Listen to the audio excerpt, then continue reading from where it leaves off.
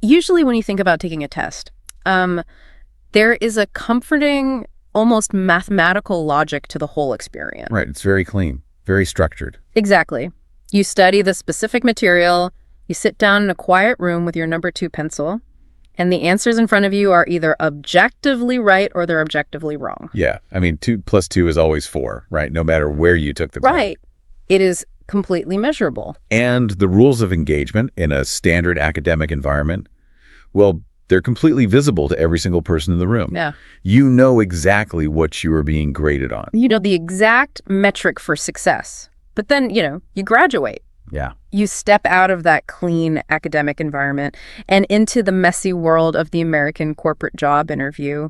And suddenly you find yourself taking this high-stakes test where the most important questions aren't even written on the paper. They're completely hidden. Yeah, you are being graded on this invisible, silent, highly subjective rubric. And if you fail to see those invisible questions, you fail the interview entirely, and you never even know why. It really is the ultimate hidden curriculum of the professional world. It's this highly specific environment where your technical skills, your ability to code or your financial modeling or your engineering background might be absolutely flawless. Right, you could be the best coder in the city. Exactly.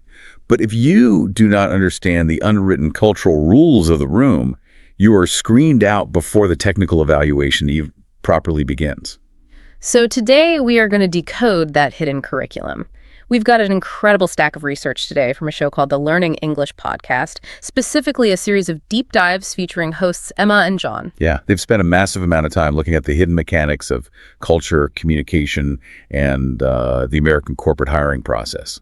And our mission for you today is to completely deconstruct these invisible tripwires. I want to be clear, this isn't just going to be a list of generic interview tips that you can find on some random blog. No, we're going way deeper than that. Right. We're looking at how to actually translate cultural currencies. We want you to be able to navigate these incredibly intense, high-stakes professional evaluations, like final round interviews, salary negotiations, without losing your authentic self in the process. Because the core of this material, it's really about translation.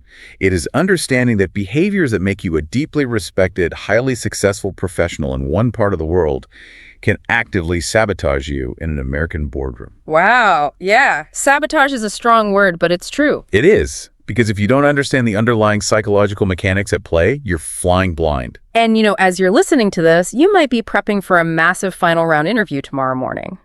Or you might be an international candidate trying to break into the U.S. market. Or maybe you were just intensely curious about how human beings evaluate each other when the pressure is really on. Whatever brought you here, we are going to build a highly structured, logical toolkit to help you conquer the chaos of this hiring process. So to start, we have to look at what the sources identify as the fundamental mismatch. Right, the root of the problem. Yeah. When an international candidate walks into a U.S. corporate office, what is the very first unseen barrier they hit? Well, the primary barrier is a profound clash of virtues. We have to examine the deeply ingrained cultural conditioning that a candidate brings into the room, and then contrast that with the very specific, often completely contradictory expectations of the American corporate environment. Contradictory expectations? Like what? Well, the most glaring example of this clash revolves around the concept of modesty. Okay, modesty. The sources specifically highlight candidates coming from countries like Vietnam, Japan, Germany, and India. Yeah, those are great examples. The material points out that if you grew up and started your career in one of these societies, modesty isn't just a polite gesture. It isn't just something you do to be nice. No, it is a fundamental virtue. It's the literal cornerstone of what makes someone a good, reliable person in those cultures. Right. These are societies that frequently prioritize collective harmony, or they have higher power distance indexes. Meaning they have a deep structural respect for hierarchy and seniority. From a very young age, you are structurally and socially rewarded for downplaying your individual achievements. So if you accomplish something remarkable, the culturally correct professional response is to defer to your seniority, right?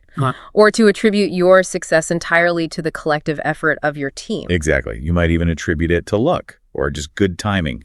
You definitely do not boast. You avoid speaking loudly or excessively about your own individual wins because, well, in those specific cultural contexts, doing so would disrupt the social harmony. It would be perceived as arrogant.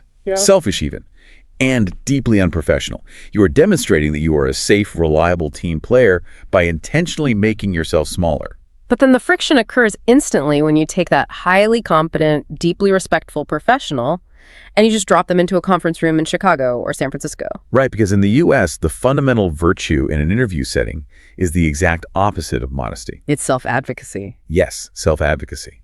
The American corporate ecosystem is built on a foundation of individualism and direct, overt competition. The baseline expectation, the absolute minimum requirement to participate in the system, is that you must act as the chief marketing officer of your own career. Wow.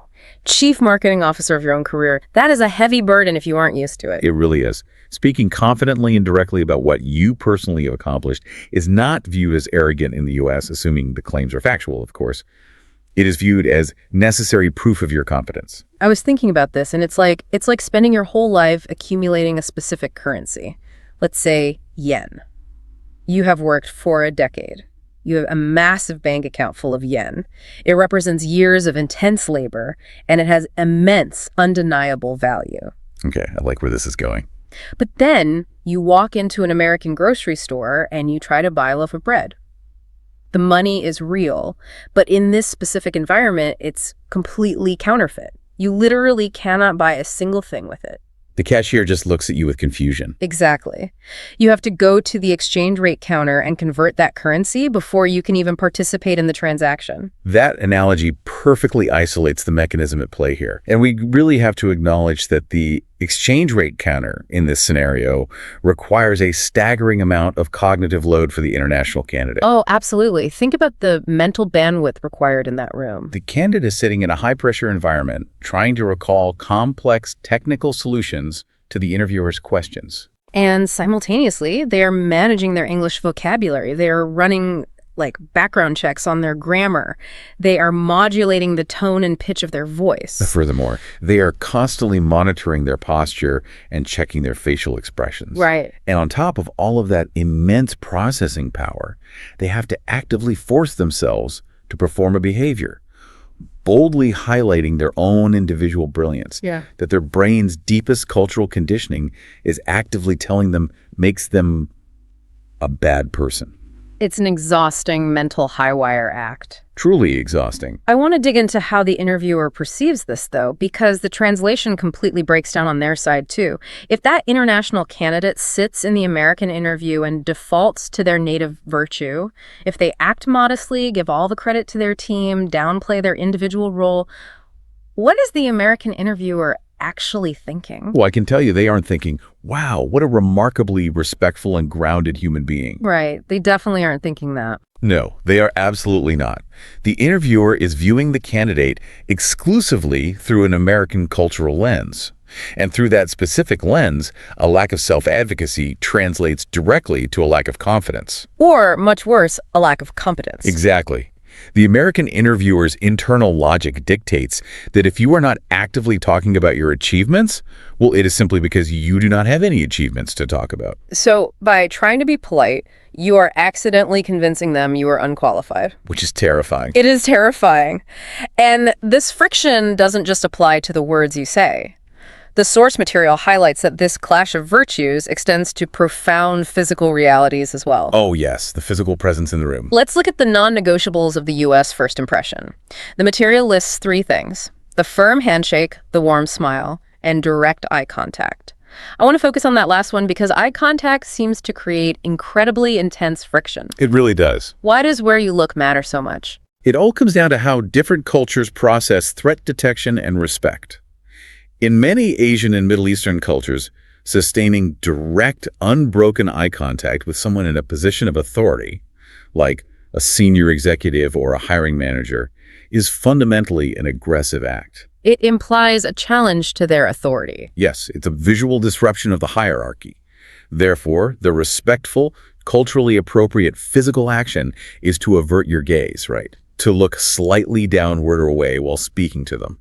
But the American interviewer is operating on completely different hardware. Completely different. In a low-context culture like the US, where meaning is derived from direct, explicit communication rather than subtle social cues, maintaining strong eye contact is inextricably linked to concepts of honesty and transparency. Right. When an American interviewer sees a candidate constantly looking away or looking down at the table or averting their eyes when answering a question, their brain's biological threat detection system instantly flags it as anomalous behavior. They read it as deceit. They do. They perceive shiftiness or this deep structural insecurity. The exact same physical action looking down means, I respect your authority in one culture, and I am actively lying to you in the American context. It really highlights how much silent communication is happening before anyone even asks a formal question. You can literally lose the job before you even sit down. You really can.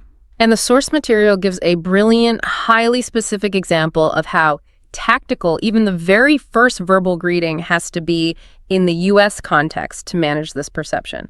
Let's break down the greeting from the text. Let's do it. The candidate walks into the room, shakes hands, and says, "Hi, Sarah. It's really great to meet you. Thank you so much for taking the time." Okay, yes. On the surface, that sounds completely throwaway. It sounds like standard elevator small talk. But the sources suggest it's actually highly engineered. Why is that? Because it is strategically dense. Let's isolate the first piece. Hi, Sarah. The candidate is intentionally using the interviewer's first name. Which, if you grew up in a high-power distance culture, would feel like a horrific breach of professional protocol. Oh, absolutely. If you are meeting the director of engineering, you would naturally say Director Smith or Mr. Johnson. Calling a senior executive by their first name right out of the gate feels like a massive insult if you aren't used to it. It feels inappropriately familiar.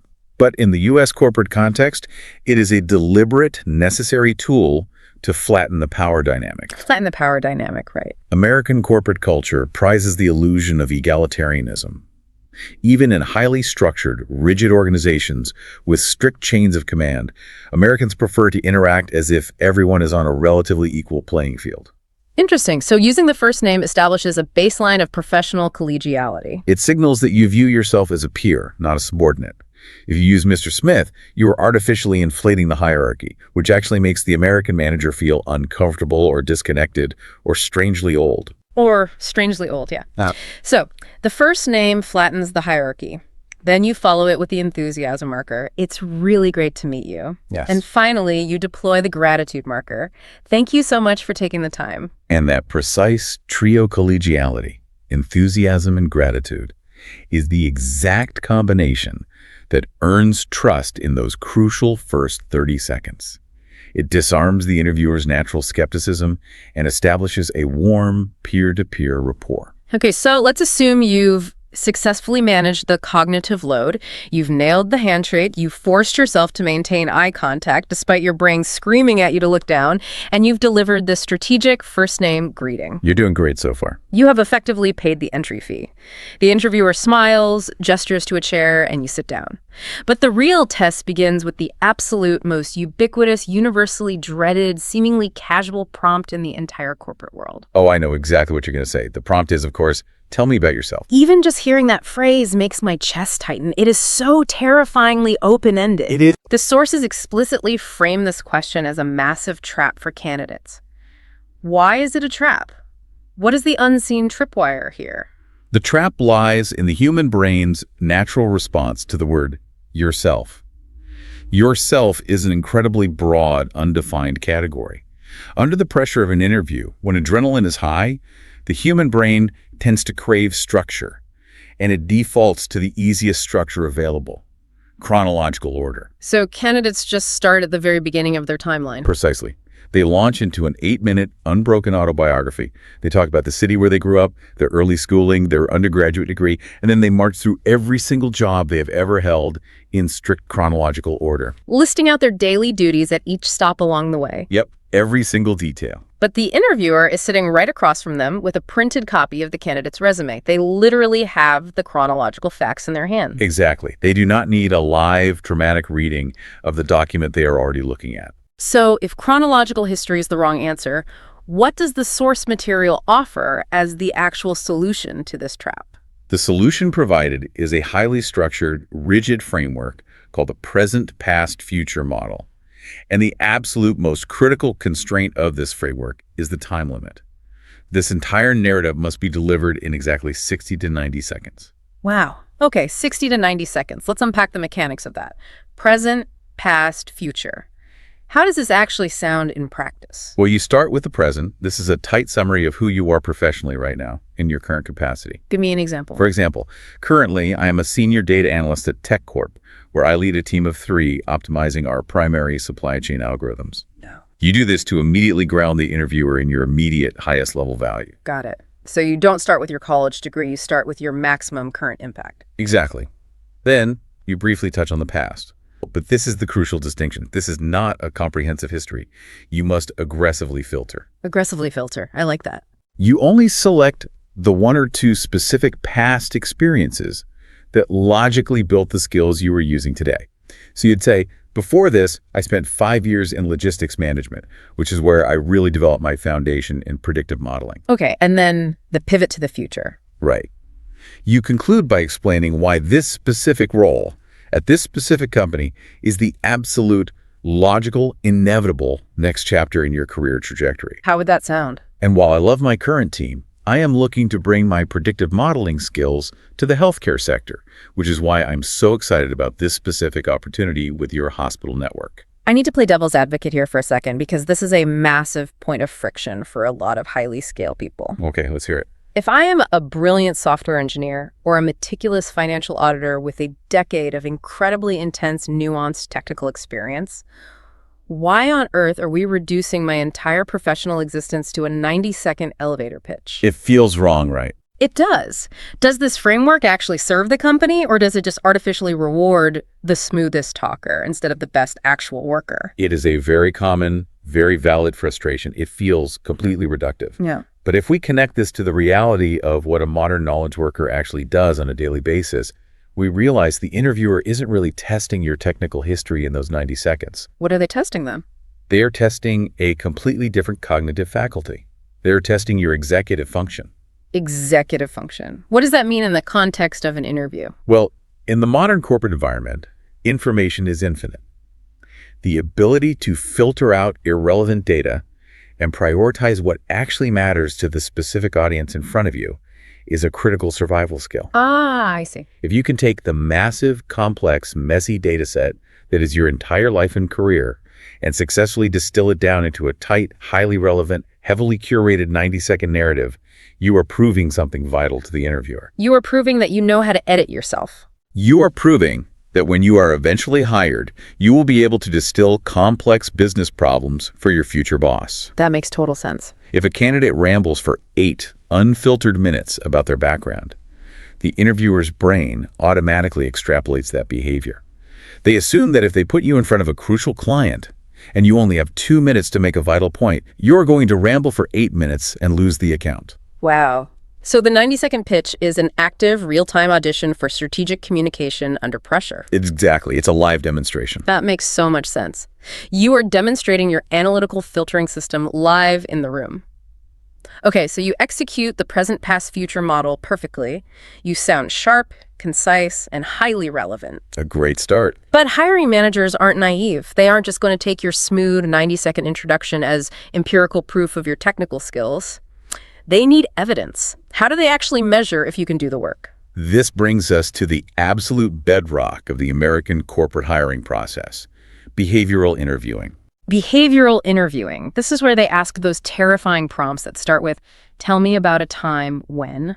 Yes, behavioral interviewing is built on one core, immovable philosophy.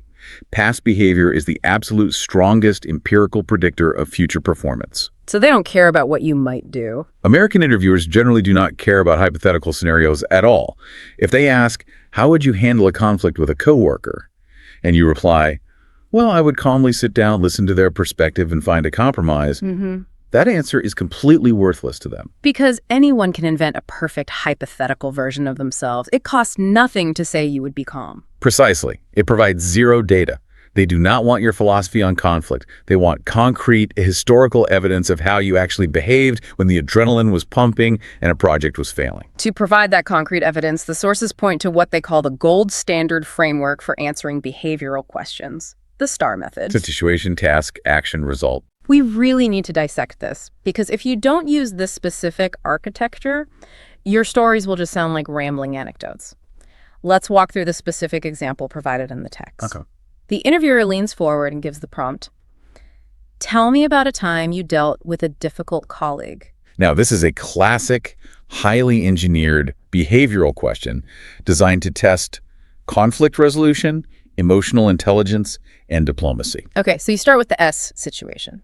The candidate in the source example says, in my previous role, a major software launch was stalled because two of our senior engineers had a fundamental disagreement about the underlying technical architecture. Notice how clinical that is. Exactly. What I find fascinating about this opening is how clinical it is. There is zero drama. You aren't saying, my coworker Stinton was being a stubborn jerk and wouldn't listen to anyone. Precision and emotional detachment are key here. You are setting the stage neutrally. You are painting the business context, not the interpersonal gossip. Once the context is set, you immediately move to the T task. The candidate says, as the project lead, my specific task was to find a resolution that satisfied both technical perspectives without alienating either of these highly valuable team members, and to get the launch back on schedule. You are clearly defining your specific responsibility within the chaos. You are isolating your role. Yes. Then comes the A action. And the sources emphasize that this is the most critical part of the entire framework. This is where you explain the specific, granular steps you took to solve the problem. How does the candidate handle the action step? The example provided is masterful. The candidate says, I scheduled individual, private one-on-ones with each engineer to deeply understand their underlying concerns without the pressure of an audience. Smart. Through those meetings, I discovered one engineer prioritized long-term scalability, while the other was entirely focused on immediate deployment speed. Once I understood the root motivations, I facilitated a joint workshop where I had them map out a hybrid approach on the whiteboard. What really stands out to me here is that the action section demonstrates a highly sophisticated, multi-step psychological process. You aren't just saying, I told them to compromise. You're not. You are showing the interviewer the actual machinery of your brain. You show emotional intelligence by recognizing the need for private one-on-ones. You show analytical skills by identifying the root conflict scalability versus speed. And you show leadership by facilitating the whiteboard session. You are providing the interviewer with a high-definition blueprint of how you solve problems. And then you must land the plane with the R result. The big finish. Right. The candidate concludes. The result was that we developed a hybrid architecture that met both needs. We not only met our original launch deadline, but we actually delivered the project 2 weeks early. And that specific hybrid architecture became the new standard for all our future team projects. The result must always be quantifiable, positive, and ideally demonstrate a lasting business impact. You don't just say, and then we all got along and went to happy hour. You say, we delivered 2 weeks early and created a new corporate standard. It proves ROI, return on investment. And the sources heavily emphasize that you cannot invent these complex narratives on the spot. You need to have 5 to 7 of these STAR stories completely prepped, rehearsed, and mentally cataloged before you ever walk into the building. A mental file cabinet ready to open. Exactly. You need a story demonstrating leadership, a story demonstrating innovation, a story demonstrating persuasion, and crucially, you need a story about a time you completely, utterly failed. Which brings us to what is arguably the most psychologically distressing part of the entire interview process. Oh, yes. You have just spent 20 minutes using the STAR method to prove you are a highly competent, emotionally intelligent professional superhero. And then the interviewer flips the script. They look for your flaws. They ask the weakness question. What is your greatest weakness? Just saying it out loud induces a stress response. It really does. If you are an international candidate, especially one operating under the cultural virtue of modesty we discussed earlier, this question feels like a trap designed for literal self-sabotage.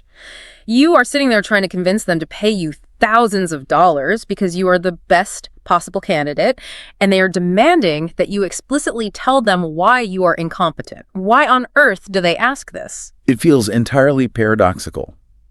But what the source material makes incredibly clear is that in the U.S. corporate context, the weakness question is not a trick designed to make you accidentally disqualify yourself. Okay. The interviewer already assumes you have flaws because, well, you are a human being.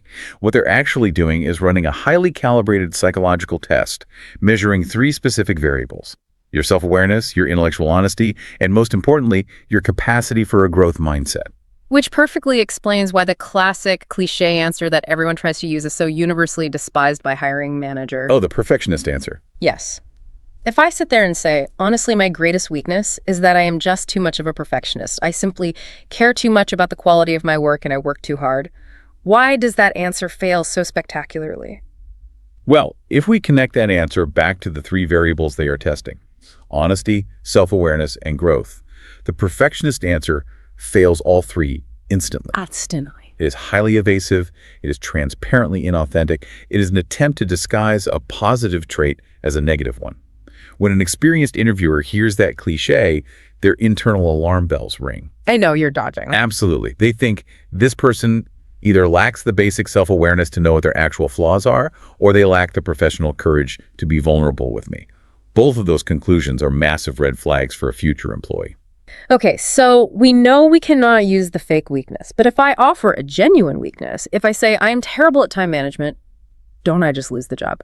How do we answer this question without sinking our own chances? The winning strategy outlined in the text is a technique called the pivot to growth. The formula requires you to provide a genuine, actual professional flaw, but you must strictly frame the entire narrative around the proactive, mechanical steps you are currently taking to fix it.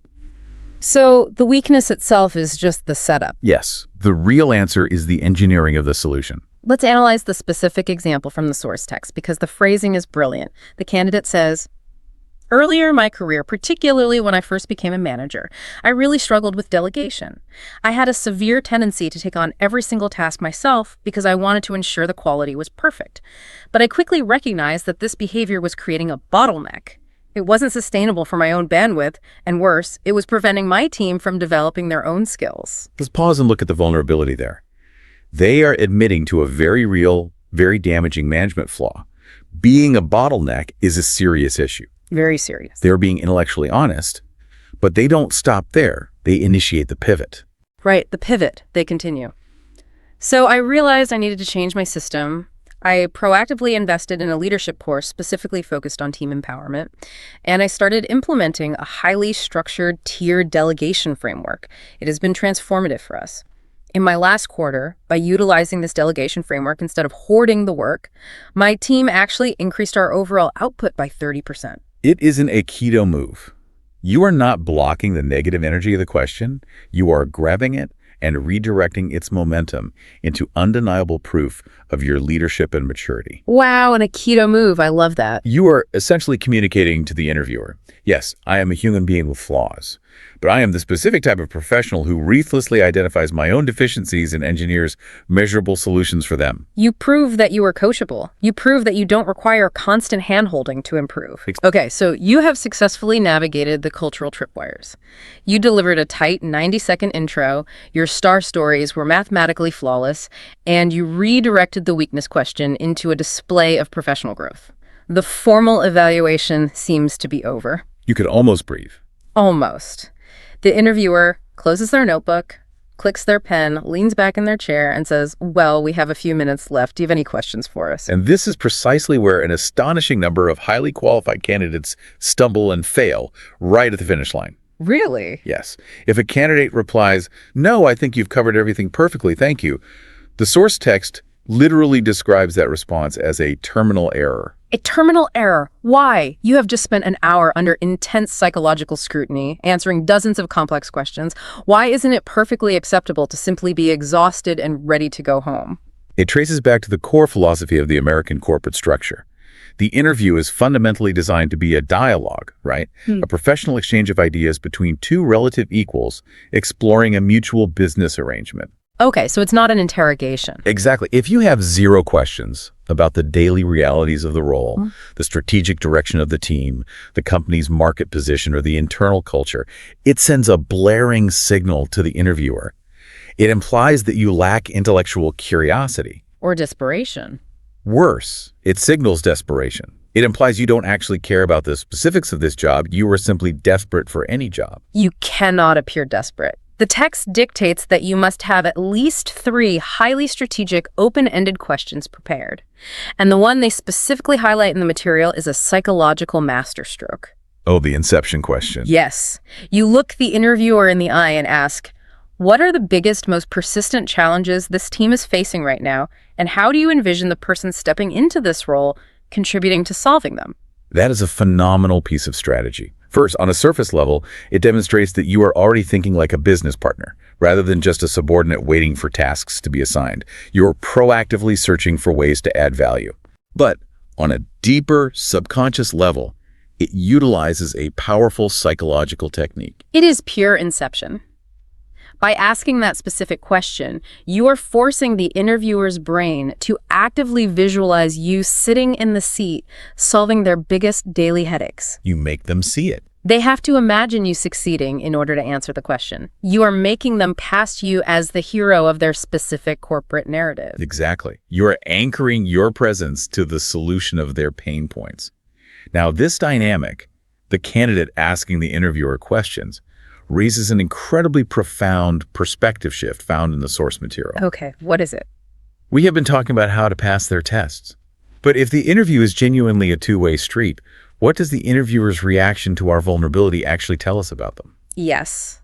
This is my absolute favorite insight from the material. Think back to that agonizing weakness question we just discussed. Let's say you offer a genuine, thoughtful vulnerability. You say, I used to struggle with delegation, but I recognized it, and here's the framework I built to fix it. Right, you're being honest and proactive. You are. But what if the interviewer reacts with harshness? What if they scoff or judge you or subtly try to make you feel incompetent for admitting a flaw? What just happened in that room? What just happened is a massive revelation of corporate culture.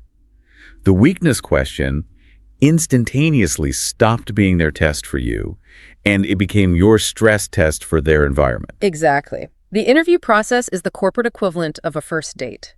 It is the period where everyone is supposed to be on their absolute best, most polite behavior. That's right. If a manager actively punishes your intellectual honesty and vulnerability during the courtship phase, what is it going to be like to work under their authority on a high-stress Tuesday in November when a project is actually failing? It would be psychologically miserable.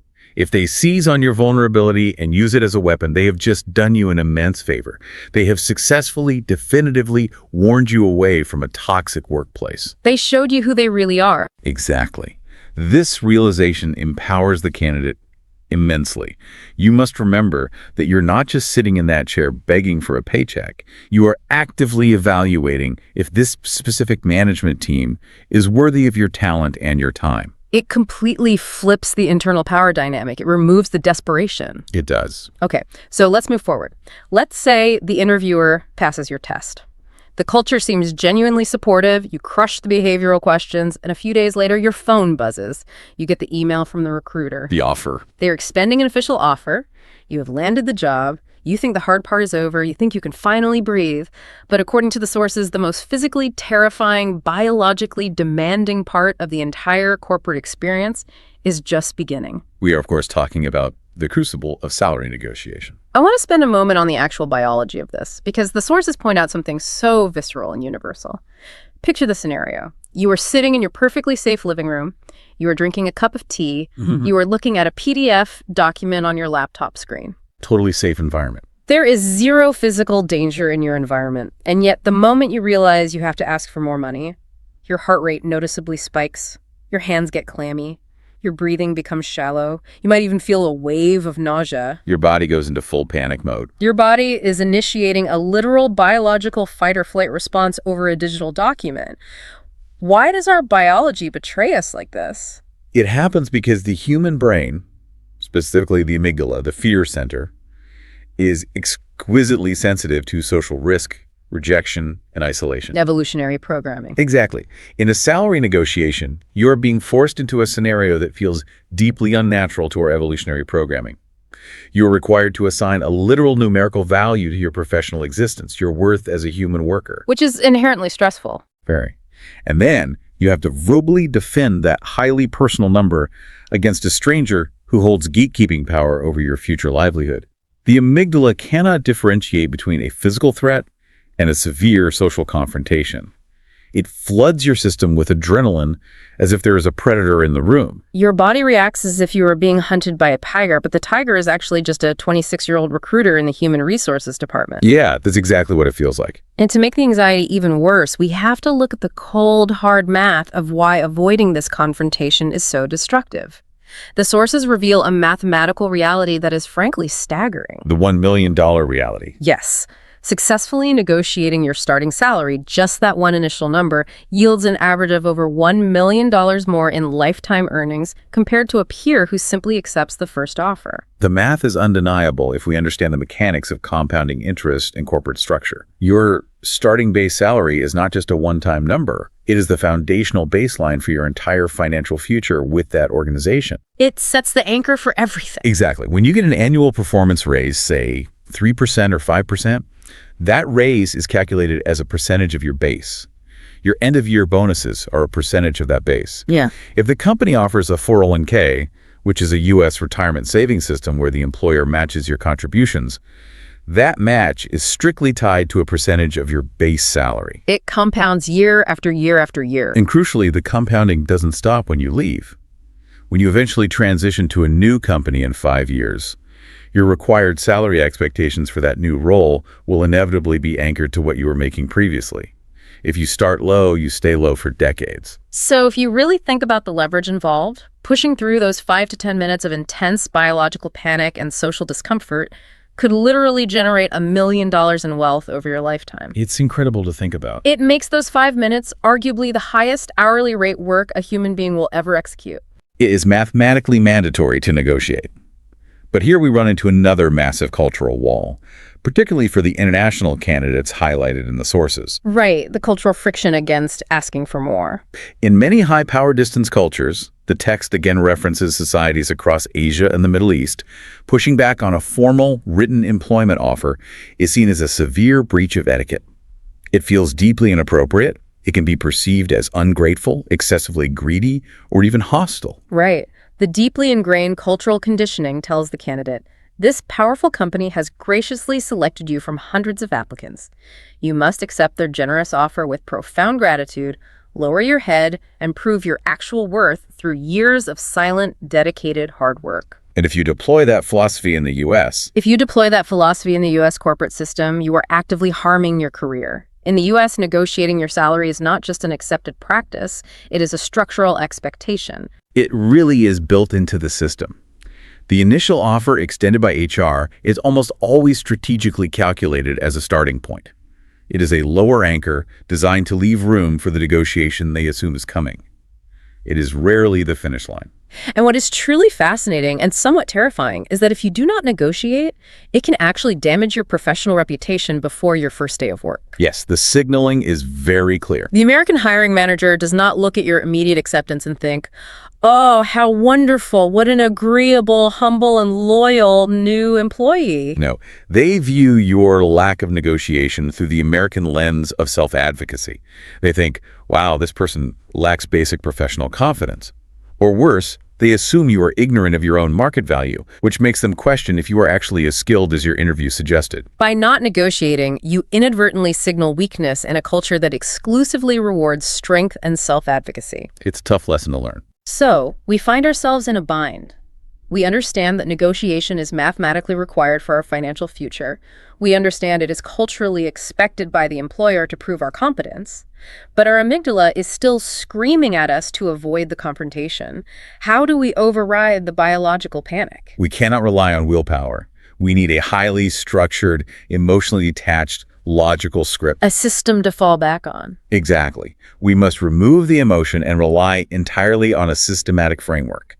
And the strategic dance of this system actually begins long before the final offer is ever drafted. The sources outline a golden rule of negotiation. The employer must be the one to state a compensation number first. You must violently protect your leverage. Leverage is the only thing that matters. Let's look at how companies try to strip your leverage early. In the very early stages of an interview process, usually the very first 15-minute phone screen with a recruiter, they are going to try to pin you down. Oh yeah, they always ask this. They will cheerfully ask, so, what are your salary expectations for this role? They are highly trained to ask this early. They do it partly to ensure they aren't wasting time on someone way outside their budget, but primarily they do it because whoever names a number first permanently loses leverage. It is a trap of asymmetry. If you, the candidate, name a number that is lower than what they were prepared to pay, they will happily accept it, and you have instantly left tens of thousands of dollars on the table without ever knowing it. And conversely, if you name a number that is drastically higher than their internal band, you might be instantly screened out of the process before you've had the opportunity to interview and prove why you were worth that premium. Your natural human instinct is to just answer the recruiter's question because you want to be viewed as helpful and cooperative. But you have to suppress that urge. You must deploy what the sources call a deflection script. The material provides a highly effective one too. Yeah, let's hear it. When asked for your number, you respond. I am incredibly excited about the opportunity, but I would really love to learn more about the full scope of the role, the specific daily responsibilities, and the team structure before discussing compensation. Notice how polite that is. It is polite, it is highly professional, but it firmly and immovably defers the conversation. You are essentially saying, I cannot price a product until I know what the product is supposed to do. Now, sometimes recruiters will push back. They might say, I really need a number for my form to move you to the next round. If they push, you pivot to a statement of alignment. You say, I am confident that if we establish a great mutual fit through the interview process, we will absolutely be able to arrive at a compensation package that works well for both sides. You defer, defer, defer. And the underlying psychology of why this works is based on the sunk cost fallacy. The sunk cost is huge. Every single hour the company spends interviewing you, every technical test they grade, every highly paid senior executive they pull out of their daily work to meet with you in a final round is a massive sunk cost for the organization. By the time they finally extend the offer weeks later, they have heavily invested emotional, temporal, and financial capital into hiring you specifically. They do not want to start over. That exact moment is your point of maximum leverage. Precisely. You have shifted the power dynamic. So the moment finally arrives. The recruiter calls you and says, we have great news. The team loved you. We are thrilled to formally offer you the job. The immediate biological impulse driven by a tidal wave of relief and validation is to scream, yes, thank you so much, I accept. Do not do that. The absolute rule is that you must buy time to let your analytical brain catch up with your emotions. You express immense, genuine enthusiasm, but you do not accept the offer on the phone. You buy yourself some time. You say, I'm so incredibly excited to hear this. Could you please send over the written details of the full package so I can review everything? You want to buy yourself 1 to 3 days of breathing room. And you use those days to neutralize the emotional panic with hard data. The source material advises extensively researching your exact market value using dedicated compensation platforms like Glassdoor, PayScale, and specifically Levels.ifii for tech roles. You need to identify the objective, data-backed salary range for your specific job title in your specific geographic city, adjusted for your specific years of experience. Okay, so you have done the research, you have the data, you see that their initial offer is, as expected, lower than your market value. The 2 days of breathing room are up. It is time to make the phone call or send the email. This is where the source material introduces the absolute core architecture of the negotiation strategy, the GVA framework. Gratitude, value, ask. Let's break down this linguistic cheat code step by step. Step 1 is gratitude. You must never start a negotiation with a complaint or a tone of disappointment. You start by intensely reaffirming your excitement. I am so thrilled about this opportunity, and I am so excited about the chance to work with Sarah and the engineering team. By anchoring the conversation in positivity, you disarm any defensiveness on the recruiter's end. It sets a collaborative tone. Step 2 is value. This is where you construct your objective, logical business case for more money. You gently remind them exactly why they chose you out of hundreds of applicants. Given my 7 years of highly specialized experience in this specific software architecture and the 20% revenue growth I drove at my last company. But here, the sources highlight a strict, unbreakable rule. You must never use your personal financial liabilities as a justification in the value step. This is a vital distinction that many candidates fail to grasp. Candidates often make the emotional mistake of saying, I really need a higher salary because my rent just went up, or I have a lot of student loans to pay off, or I am trying to buy a house. Which feels like a logical argument to the candidate. But the harsh, objective reality of the American corporate system is that the company does not care about your personal liabilities. Your living expenses are irrelevant to them. They are purchasing a business asset, and they pay for market value. It is exactly like the psychology of selling a house. Imagine you are selling your home. You have listed it for $500,000. A buyer offers $450,000. Okay. You do not justify your higher asking price to the buyer by saying, well, I really need $500,000 because I want to buy a really expensive new sports car. My kids have college tuition coming up. The buyer does not care about your car or your kids. It provides zero value to them. Right.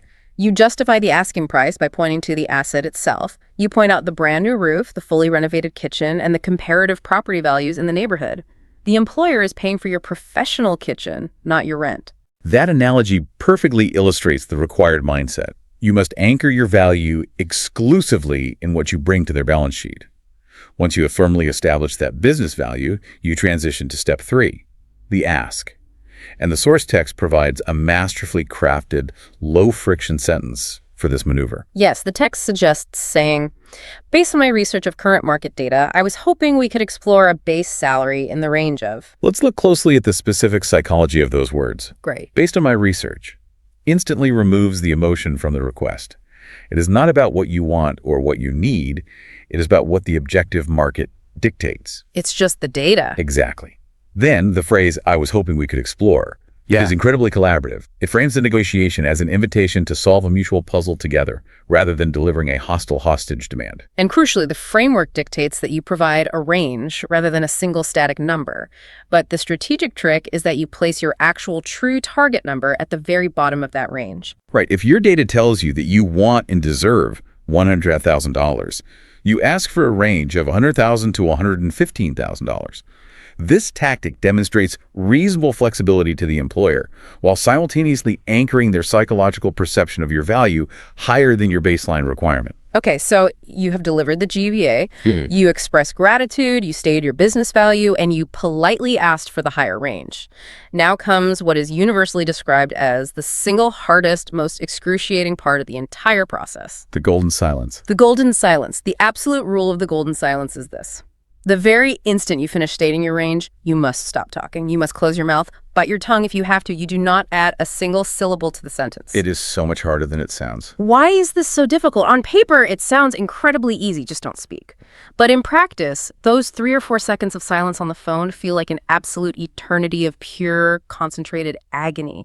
What is happening in our brains during those 4 seconds? It goes back to our biological social conditioning. Human beings are deeply conditioned to abhor dead air in a conversation. Unstructured silence feels like a rupture in social harmony. When you make a financial demand and the recruiter doesn't instantly respond, the silence stretches out. Every second feels like an hour. During second 1, you feel a spike of anxiety. During second 2, your amygdala screams that you have offended them. By second 3, the candidate's anxiety is so overwhelming that their immediate, uncontrollable instinct is to fill the void with words just to relieve the agonizing tension. And how do they usually fill that void? By immediately backpedaling and destroying their own argument. They state the number, there is 3 seconds of terrifying silence, and then they panic and blurt out, but I am super flexible. Whatever you guys think is fair is totally fine with me. I just really want the job. In 3 seconds, you just aggressively negotiated against yourself. You completely destroyed your own leverage simply because you couldn't handle the quiet. How do we physically survive the silence? You have to utilize physical mitigation tactics. If you are on a phone call, the instant you state your number, physically press the mute button on your phone so you literally cannot interrupt. Oh, that's a great trick. If you are on a video call, look away from the person's face on the screen and look down at your notepad. Take a slow, deliberate sip of water. The golden silence is necessary because the person on the other end of the phone needs psychological space to process your request. They need to think. They might be mentally calculating the remaining budget. They might be thinking about how they're going to pitch this increase to the vice president. You must allow them the time to do that cognitive processing. You must let the silence do the heavy lifting for you. Okay, so you mute your microphone, you survive the silence, the recruiter finally speaks. But what happens when the answer is a firm, polite, but absolute no? They say, I'm sorry, but $90,000 is the absolute top of the band for this role. We cannot go $1 higher on the base salary. Do we just fold? Do we surrender and take the $90,000? Absolutely not. This scenario is precisely where the source material differentiates between amateur negotiators and expert negotiators. Amateurs hear a no on the base salary and they immediately concede defeat. Experts recognize that the base salary is just one piece of a much larger, highly modular compensation puzzle. When the base is locked, experts pivot to a concept called expanding the pie. Expanding the pie. I love this concept. It is the realization that compensation is not a single monolithic number. It is an entire menu of negotiable alternatives. If they absolutely cannot move the base salary, what else can we put on the table? The menu is extensive and often much more flexible. You can negotiate a one-time signing bonus. You can ask for equity, stock options, or restricted stock units. Yeah. You can negotiate a higher target percentage for your end-of-year bonus. What about time off? Yes. You can ask for extra PTO paid time off, which is the American term for vacation days. You can request flexible remote work days, an accelerated timeline for your first performance review, or even a dedicated operational budget to pay for your ongoing professional development, like courses and industry conferences. But wait, I have to ask a logical question here. If a company just told me they literally do not have the money to give me a $5,000 increase in my base salary, why would they magically have $10,000 lying around to give me as a signing bonus? Isn't money just money? To a normal person, yes, money is just money.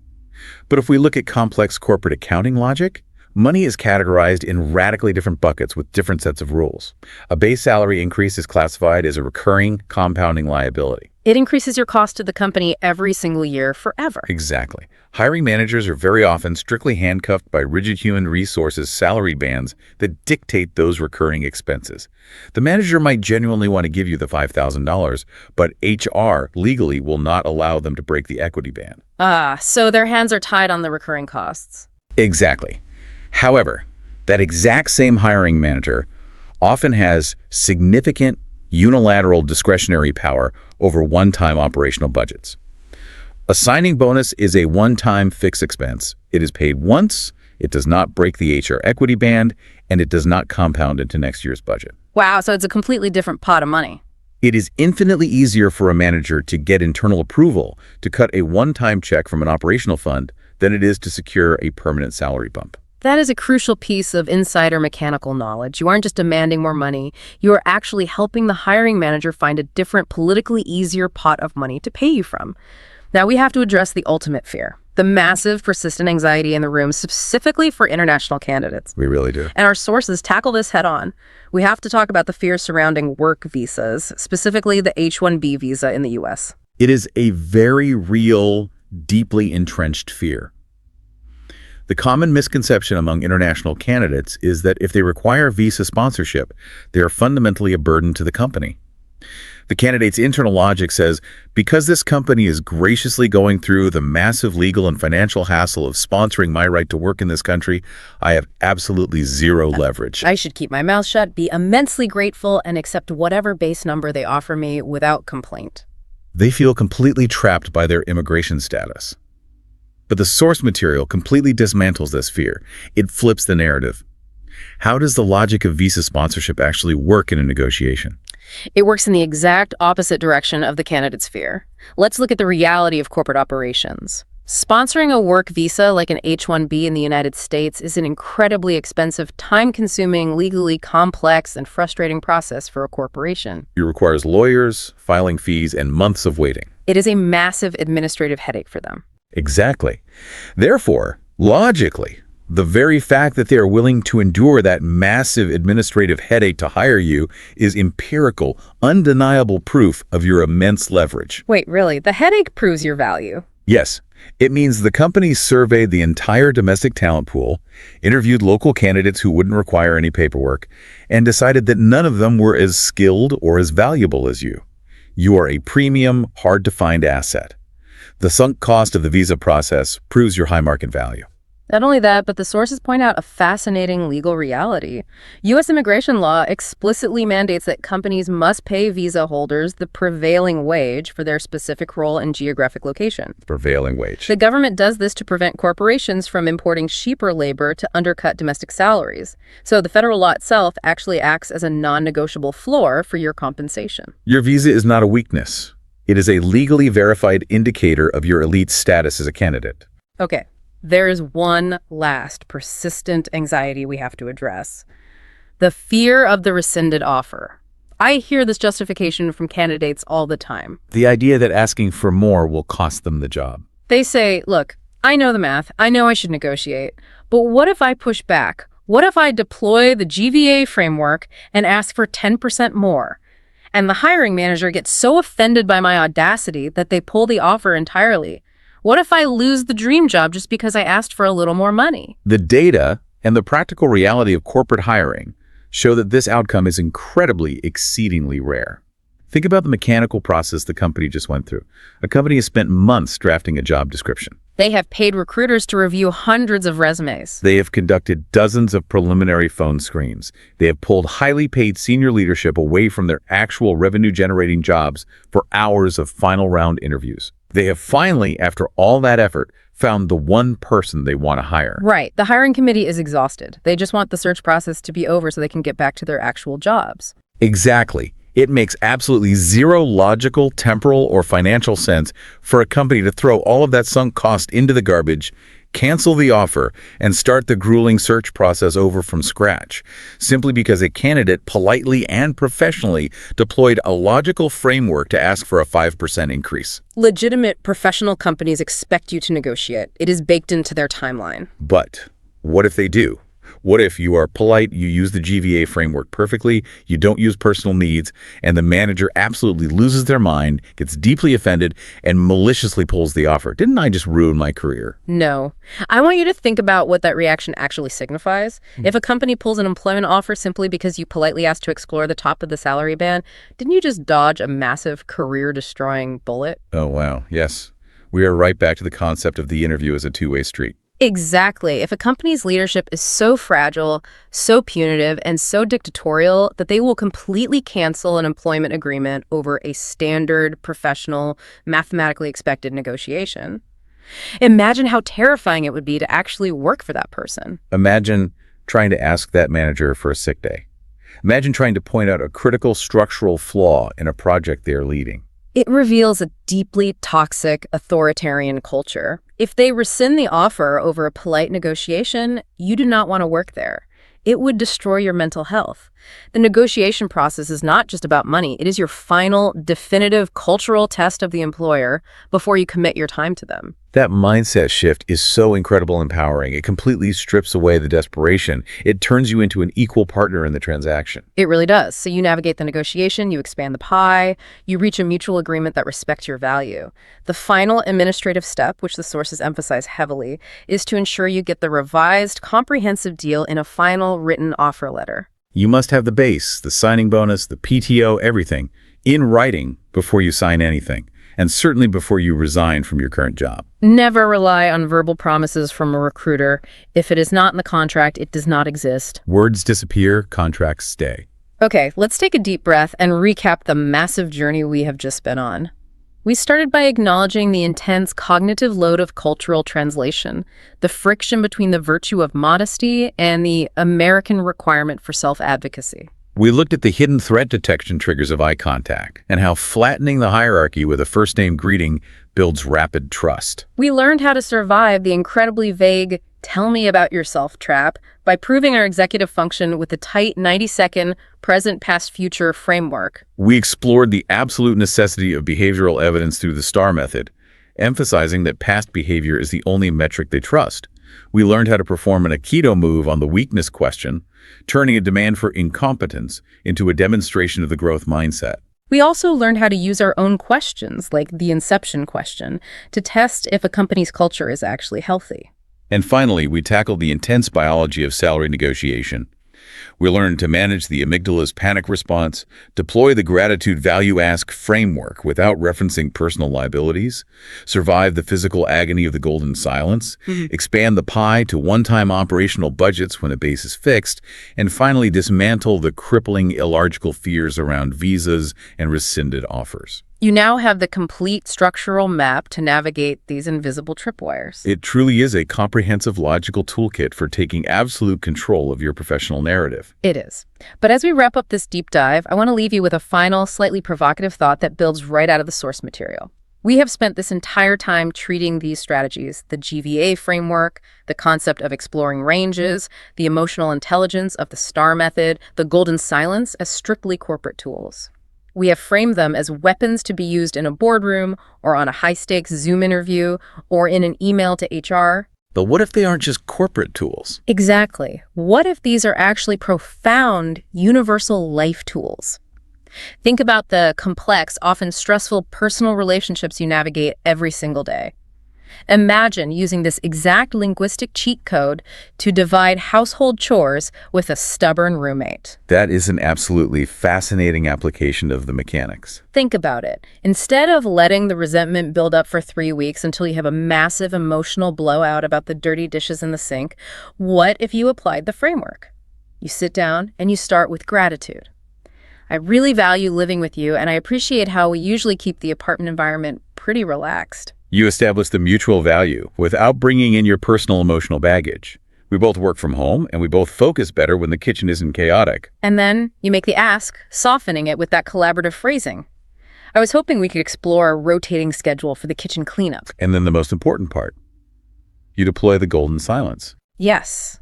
You just stop talking. You stare at them over the dirty plates, you bite your tongue, and you let the silence do the psychological work. It raises such an interesting question. Does the intense anxiety of personal conflict evaporate when you apply a cold, logical, corporate negotiation framework to it? Does structure eliminate interpersonal panic? It is absolutely something to mull over and experiment with in your own life this week. Knowledge is always most valuable when it is deeply understood, internalized, and then applied across completely different facets of your life. Well said.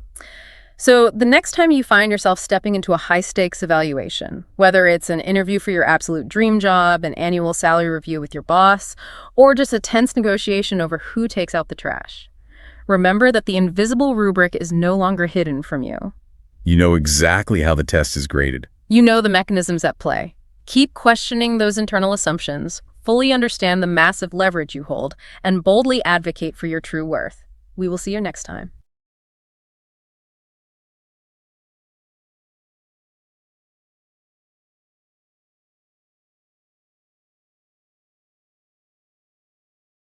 You know, usually when we talk about a medical diagnosis, there's this really comforting expectation of absolute precision. Oh, sure. Yeah, it's very binary. Right. It's like engineering. Yeah. You know, you fall off your bike, your arm hurts, you go to the hospital, and the x-ray shows that stark, jagged white line across the bone. Clear as day. Exactly. Yeah. The doctor just points at the screen and says, there it is, there's the problem. Right. You're looking at empirical data. You know, Yeah. the bone is broken or the bone is intact. There's no middle ground. Broken or not broken, it's a clean system, and, well, as humans, we crave that. We like our evaluations to be visible, to be perfectly categorized. We want that clear metric for success and failure. We really do.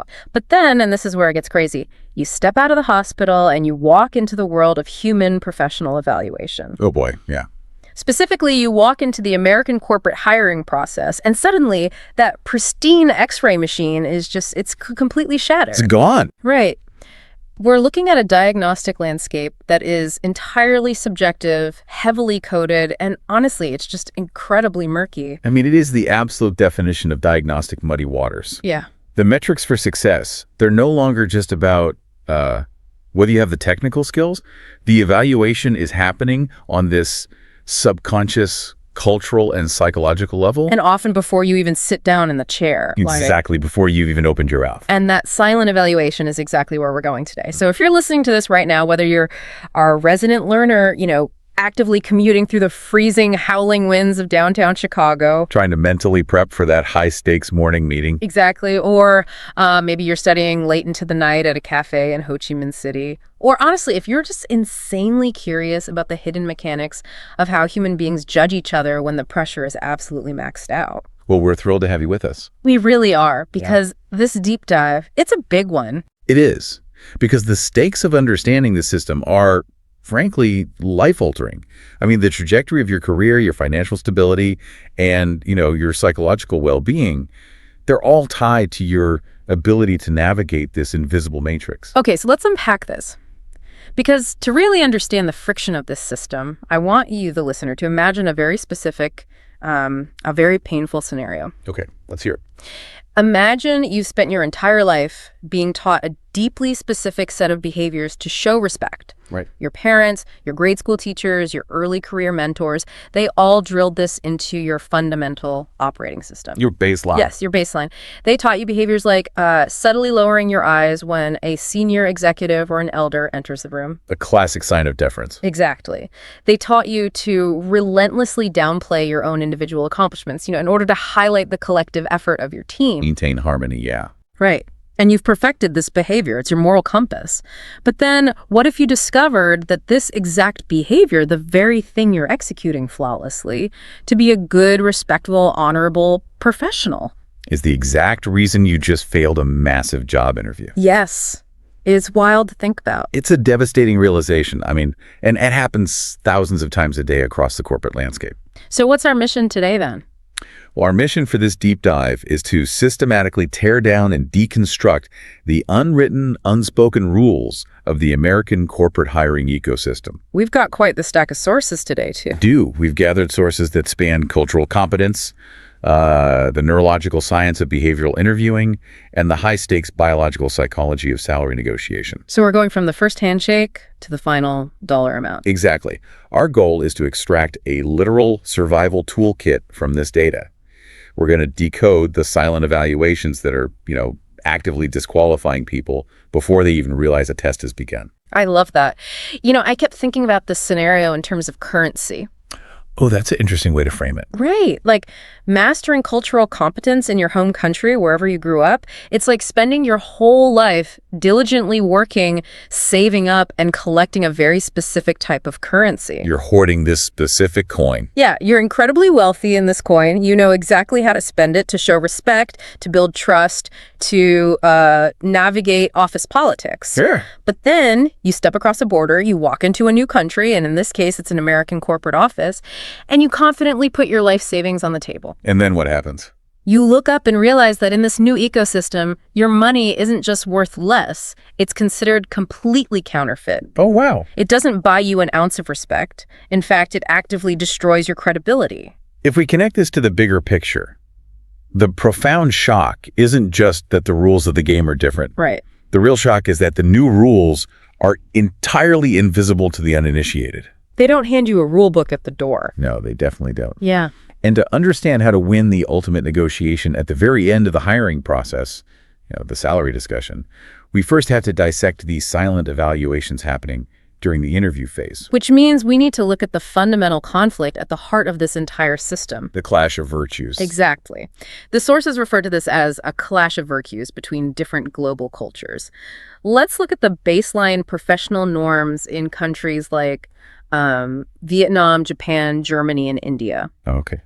The text highlights that in these specific cultural ecosystems, modesty is not just a polite, nice-to-have suggestion. Why it's not optional. No, it's deeply structurally ingrained. It is the bedrock of professional survival. You naturally defer to seniority. And if a massive project goes flawlessly, You immediately attribute the success to the team, to your manager, or honestly, even just to serendipitous luck. you deflect the praise. Yes, you deflect. You speak incredibly softly about your own achievements because claiming individual glory is viewed as a social violation.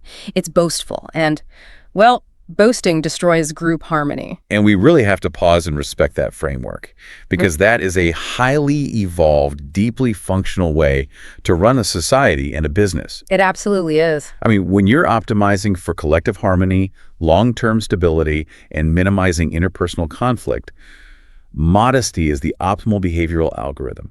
And there's always a But then you take a candidate optimized for that environment and you drop them into the American corporate ecosystem. And here we encounter what the research calls the U.S. counter virtue. The counter virtue. In the United States, the ultimate non-negotiable virtue in the professional sphere is self-advocacy. Right. And here is where the translation completely shatters.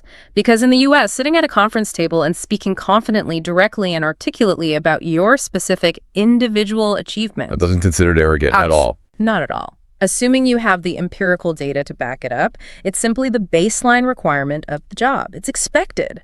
It's more than expected, honestly. It's the lens through which they view your entire capacity to do the work. Wow. And we have to be exceptionally clear about why this matters to you, the listener. Please. If you don't aggressively advocate for yourself, if you apply your native virtue of modesty and deference, the American interviewer sitting across from you does not recognize that behavior as respect. They literally don't see it. Their cultural X-ray machine is calibrated to read a completely different frequency. So what do they see instead? Well, when you downplay your achievements, their brain does not register, wow, what a wonderfully modest, deferential, and respectful candidate. Which is what you're trying to project. Exactly. But their brain immediately assumes one of two catastrophic things. Yeah. Either you severely lack self-confidence, or you simply didn't actually do the work you're claiming on your resume. Wait, I really want to challenge this. Go for it. Because when I was reading through this section, my immediate reaction was just pure frustration. Yeah, it's infuriating. It is. If I have a candidate who is brilliant, let's say they're a world-class software engineer or like a savant financial modeler, but they look down at the table because they were culturally raised to respect their elders. Right. You're telling me a massive tech company in Silicon Valley will literally throw out their resume. They'll assume the candidate is incompetent just because they aren't bragging loudly enough. That's exactly what I'm telling you. That seems wildly inefficient. Frankly, it seems like a massive blind spot for the company. Aren't they losing out on incredible talent just because of a superficial communication style? This raises an important question, and your frustration is entirely justified. I mean, from a purely logical standpoint, yes, the company is actively bleeding top-tier talent because of this cultural blind spot. So why do they do it? You have to understand the psychology of the evaluator. In a hyper-individualistic U.S. market, the assumption is that if you cannot confidently defend your ideas in an interview room, Then you can't defend them on the job. exactly, you won't be able to defend your ideas against a hostile client or push back against a bad directive from a manager or fight for your team's budget in a board meeting. Oh, I see. They view the interview performance as a direct proxy for your daily operational resilience. The mask you wear in the interview is the interface they think they're buying. For better or worse, yes.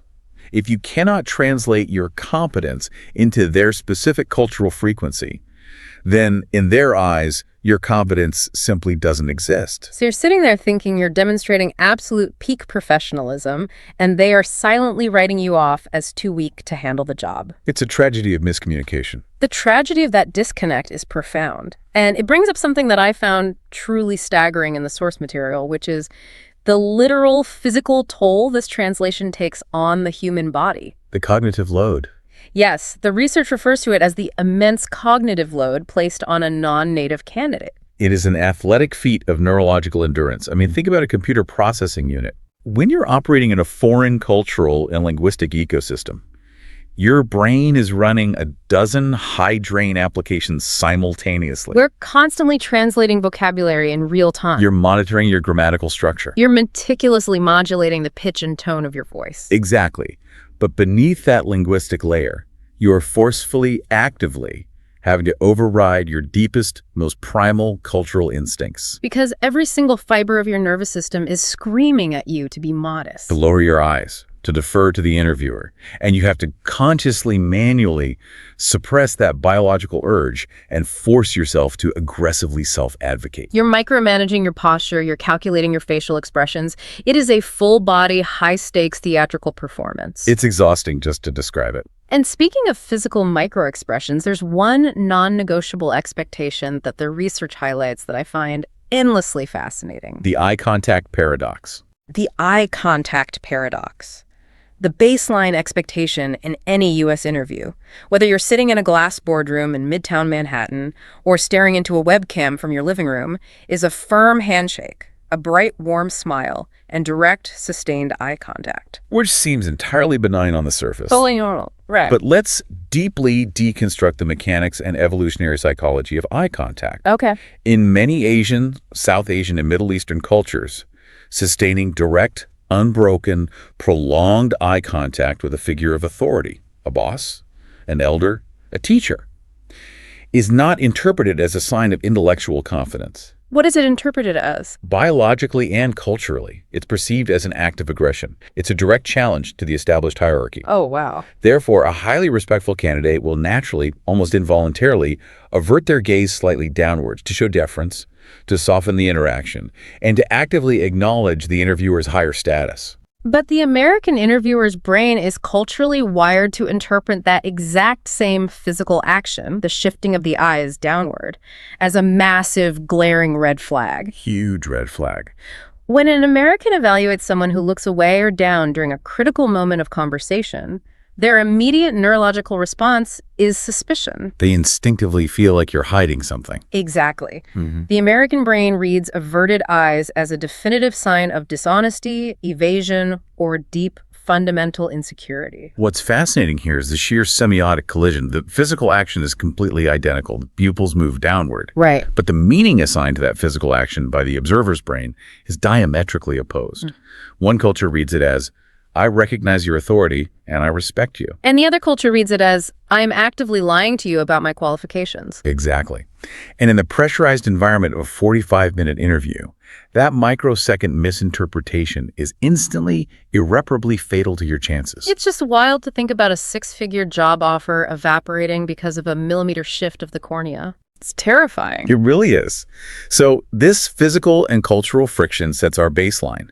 You're already burning immense cognitive fuel just to maintain eye contact and suppress your modesty. But the High Wire Act doesn't end there. No, it doesn't. The performance continues the exact second you open your mouth to actually greet the interviewer. Yes, let's examine the first 90 seconds of the interaction. The source material dissects the initial greeting with surgical precision because every single syllable you utter is a deliberate, high-stakes, tactical choice. Let's look at the exact recommended phrasing provided in the research. It goes, hi, Sarah. It's really great to meet you. Thank you so much for taking the time to sit down with me today. Okay, let's pull that apart because on its face, it sounds completely generic. It sounds like standard corporate filler. But the first two words are critical. Hi, Sarah, using a first name. Oh, right. If you're coming from a corporate culture with strict, rigid hierarchies, addressing a senior director or a vice president by their first name feels practically illegal. Your entire body resists it. You would instinctively say Director Smith or Mr. Johnson or use some equivalent formal honorific to demonstrate your respect for their rank. Absolutely. But in the U.S. corporate ecosystem, the immediate use of first names is paramount. It serves a very specific, deeply ingrained psychological function for Americans. Which is? It flattens the perceived power dynamic. American corporate culture has a deep, almost theatrical preference for what sociologists call the illusion of equality. Illusion of equality. Yes.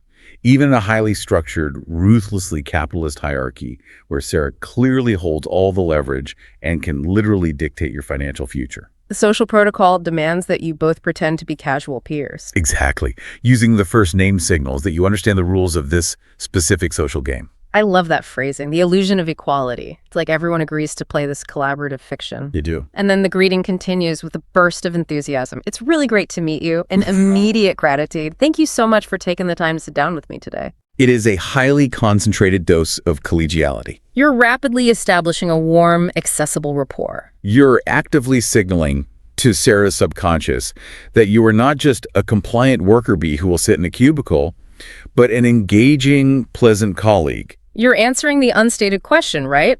Is this someone I could tolerate sitting next to in an airport terminal during a 4-hour flight delay? Right, the classic airport test. The airport test. But then, right after that perfectly executed warm greeting, the interviewer leans back, smiles, and triggers the trap. Oh, the trap. They ask the most ubiquitous, seemingly innocent, open-ended question in the history of modern business. So, tell me about yourself. It sounds so incredibly conversational, almost like a casual icebreaker. But it's a massive, gaping trap. It is. And the reason candidates plummet into this trap is because of how they interpret this specific word yourself. The immediate, highly logical human instinct is to take that prompt literally. You think, okay, you want to know about me? I will give you the comprehensive autobiography. Right. You start talking about where you grew up, what obscure topic you studied in university a decade ago, your early entry-level jobs. And you end up rambling in this chronological spiral for 7, 8, maybe even 10 minutes. And what's happening on the other side of the table while you're giving this beautiful, highly detailed history of your entire life? The interviewer's eyes are glazing over. They are completely tuning out. Why? Because they already have your resume sitting directly in front of them. They do not need a verbal recitation of a chronological document. They know how to read. You're burning their highly limited attention span. Precisely. The interviewer's brain is burning glucose, trying to find the relevance in your childhood story to the job they need to fill. And if you don't provide immediate relevance, their brain shuts off to conserve energy, which is why the source material provides a highly structured, almost rigid solution to bypass this trap entirely. the framework. Yes, it's a communication framework heavily relied upon by elite American executive coaches, known as the present, past, future framework. Okay, let's walk through exactly how that functions. It explicitly dictates that instead of starting at the beginning of your historical timeline, you anchor the listener by starting right now in the immediate present. So present. You state who you are professionally right at this very moment. What is your current title? And what is your primary high-level mandate? Exactly. Then, past. You briefly dip into your history, but, and this is crucial, you do not list every job you've ever had. No. You only select the specific experiences that logically and purposefully built the exact skills you need for the job you are currently interviewing for. It's highly curated. Very curated. And then future. You pivot forward to explain why this specific role at this specific company is the inevitable, logical next chapter in your career narrative. And here is the brutal constraint of the entire framework. You're expected to deliver this perfectly structured, curated narrative in about 60 to 90 seconds maximum. Wow. So what does this all mean? When I look at this constraint, condensing a rich 10-year career into 90 seconds, it feels like it has very little to do with actually sharing your history. What does it feel like to you? To me, it feels like an audition for your executive function. If we connect this to the bigger picture, your intuition is completely correct. The interviewer is not actually testing your historical data in those 90 seconds. They're stress testing your cognitive processing power. They're looking to see if you possess the ability to take a massive, sprawling, highly complex data set, which is your entire lived experience, Yeah. rapidly filter out the irrelevant noise, and distill it into a tight, relevant, highly strategic narrative arc. Because if you can efficiently synthesize your own life under the extreme pressure of an interview, It acts as empirical proof that you can distill complex, messy business problems for your future boss when a project goes sideways. yes, it is a pure test of bandwidth and synthesis. They're testing how you package information. So let's say you nail it. You deliver the 90-second synthesis, you prove you respect their time, and you pass the communication check. The dynamic of the room instantly shifts. The interviewer has checked the box on your executive presence. Right. And now they transition from high-level summaries to actively hunting for concrete empirical proof of your competence. They stop getting to know you, and they start interrogating your reality. Which brings us to the absolute bedrock of modern American hiring methodology: behavioral interviewing. The philosophy driving this system is based on one unshakable core premise, right? Past behavior is the single strongest predictor of future performance. They absolutely do not want hypotheticals. No. If an interviewer asks, how would you handle a crisis? They do not want you to lean back and philosophize about the abstract nature of leadership. They don't want your theories. They demand evidence-based narratives. They want the receipts. And the mandatory delivery mechanism for those receipts is the STAR method. STAR, situation, task, action, result. It is the universal standardized framework for answering any interview prompt that begins with the phrase, "Tell me about a time when." And to really grasp the mechanics of this, we need to deeply unpack the specific example provided in the source text. We do, because the subtle nuance in how a candidate constructs a STAR story is where the actual evaluation takes place. It's not just about what you did, it's about how you frame it. Let's do it. Let's look at a classic high-stress prompt. Tell me about a time you had to deal with a difficult colleague. A classic. Now, the natural biological human instinct when asked this is to vent, to complain, to explain in detail exactly why the other person was an absolute nightmare to work with. Of course. But let's look at how the STAR method rigorously disciplines that response. It starts with the situation. The example in the text is framed like this. 2 senior engineers on my team were having a fundamental disagreement over the technical architecture of a critical new project. Stop right there and analyze the emotional tone of that sentence. It's very neutral. Notice the absolute neutrality. There is no blame assigned. The candidate doesn't say, Bob was being incredibly stubborn and refusing to listen to reason. Right. They frame the interpersonal conflict as an objective structural business problem, a fundamental disagreement over technical architecture. This forced neutrality instantly signals to the interviewer that you possess high emotional intelligence, maturity, and a distinct lack of petty ego. Then we move to the task. The candidate says, my task was to find a resolution that satisfied both technical perspectives without alienating either team member and derailing our timeline. Again, look at the precision. It's highly focused and deeply diplomatic. The candidate isn't saying, my task was to force them to agree with my brilliant idea. No, the task is explicitly framed around building consensus, preserving the long-term working relationship, and keeping the business objective on track. Now we reach the critical phase. The action. This is the meat of the answer. This is where you actually prove your operational competence. What's the action sequence in the text? The text provides this sequence. I scheduled private individual one-on-ones with both engineers to uncover the root of their disagreement without an audience.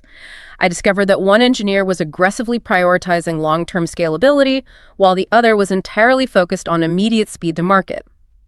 Once I understood the underlying drivers, I facilitated a joint whiteboarding workshop where we mapped out a phased hybrid approach. This is a literal masterclass in providing behavioral evidence. It really is. It doesn't just say, I solved it. It shows a highly sophisticated, multi-step, psychological and operational process. Step 1, private fact-finding to de-escalate public tension. Step 2, accurately identifying the competing underlying business drivers, scalability versus speed. Step 3, bringing the parties back together in a controlled environment to synthesize a solution. This answer proves the candidate isn't just a boss barking orders. They're a mediator, an active listener, and a highly strategic thinker. And it all culminates in the final stage, the result. The candidate concludes, we delivered the project 2 weeks ahead of schedule, and the hybrid architecture we developed actually became the foundational standard for all our future builds. It's quantifiable. It's undeniably positive. And it shows a lasting structural impact on the company. That is the perfect, unassailable behavioral arc. And the research insists that a candidate cannot just wing this. You must prepare a mental file cabinet of these highly structured stories before you ever walk into the building. Need an arsenal. An arsenal of 5 to 7 distinct, perfectly polished STAR stories covering different universal themes. Leadership, conflict resolution, driving innovation under constraints, and crucially, dealing with personal failure.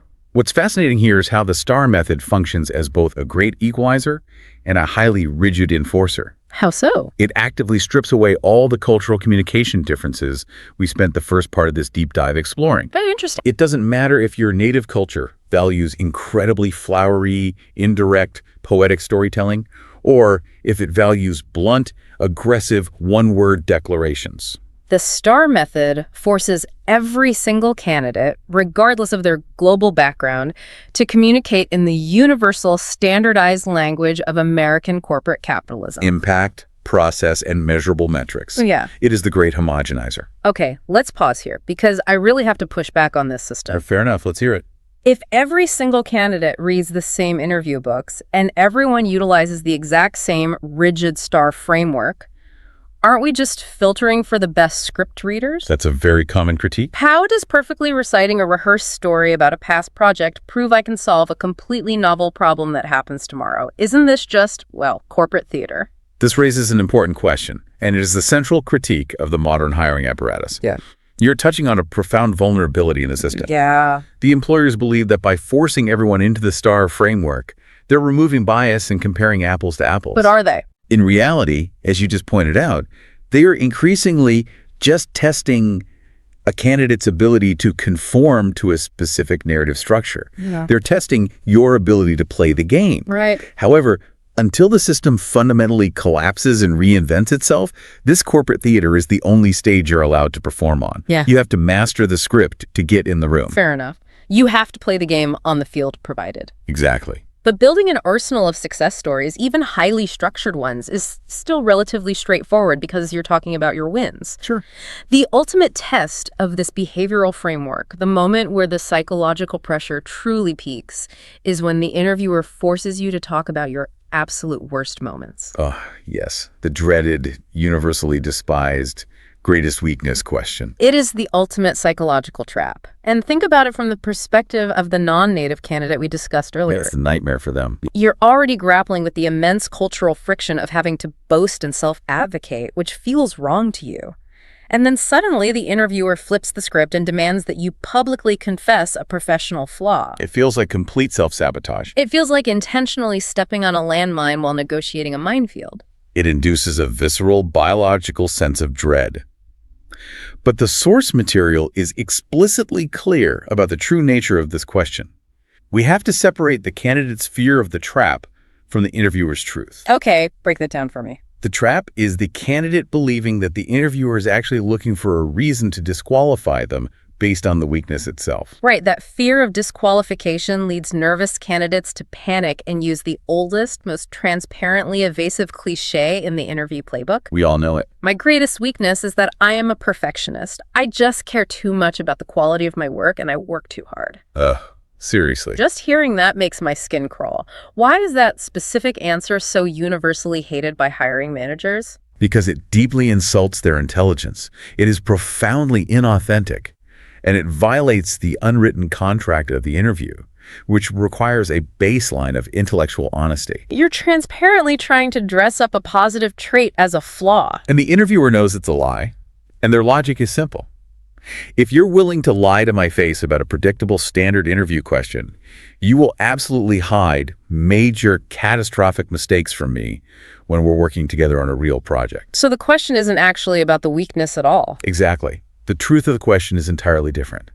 It is a deliberate, highly calculative stress test of 3 specific cognitive traits: Which are? your self-awareness, your intellectual honesty, and your capacity for a growth mindset. They want to know if you possess the emotional maturity to look at your own performance objectively, identify a structural flaw in your own operating system, and take the unprompted initiative to patch the bug. They want to know if you're a self-repairing machine.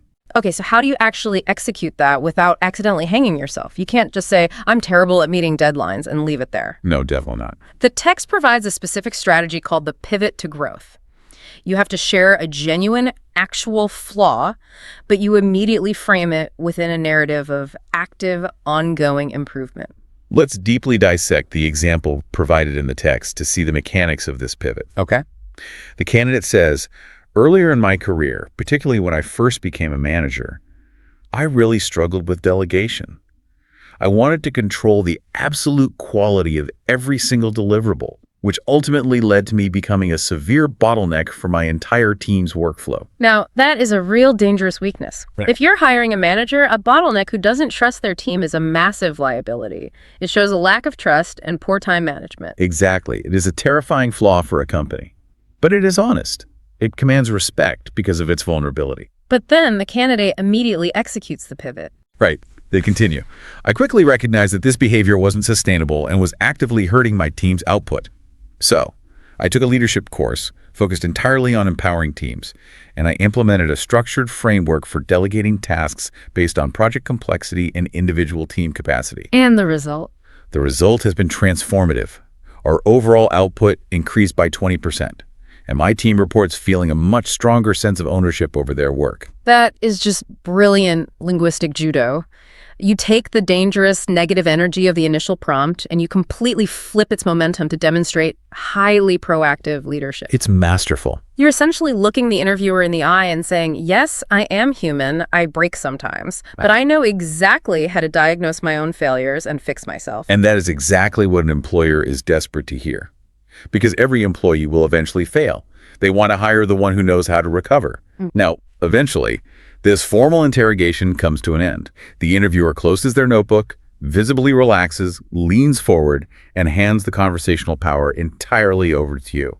They ask, "So we have a few minutes left. Do you have any questions for us?" And this is the moment where an astonishing number of candidates fumble the ball at the 1-yard line. They do. They're so mentally exhausted by the cognitive load of the translation, the star stories, the weakness pivot, that they're just overwhelmingly relieved the interrogation is over. They let their guard down. They let their guard down and say, "No, I think you've covered everything really well, thank you." The source text literally refers to that specific response as the kiss of death.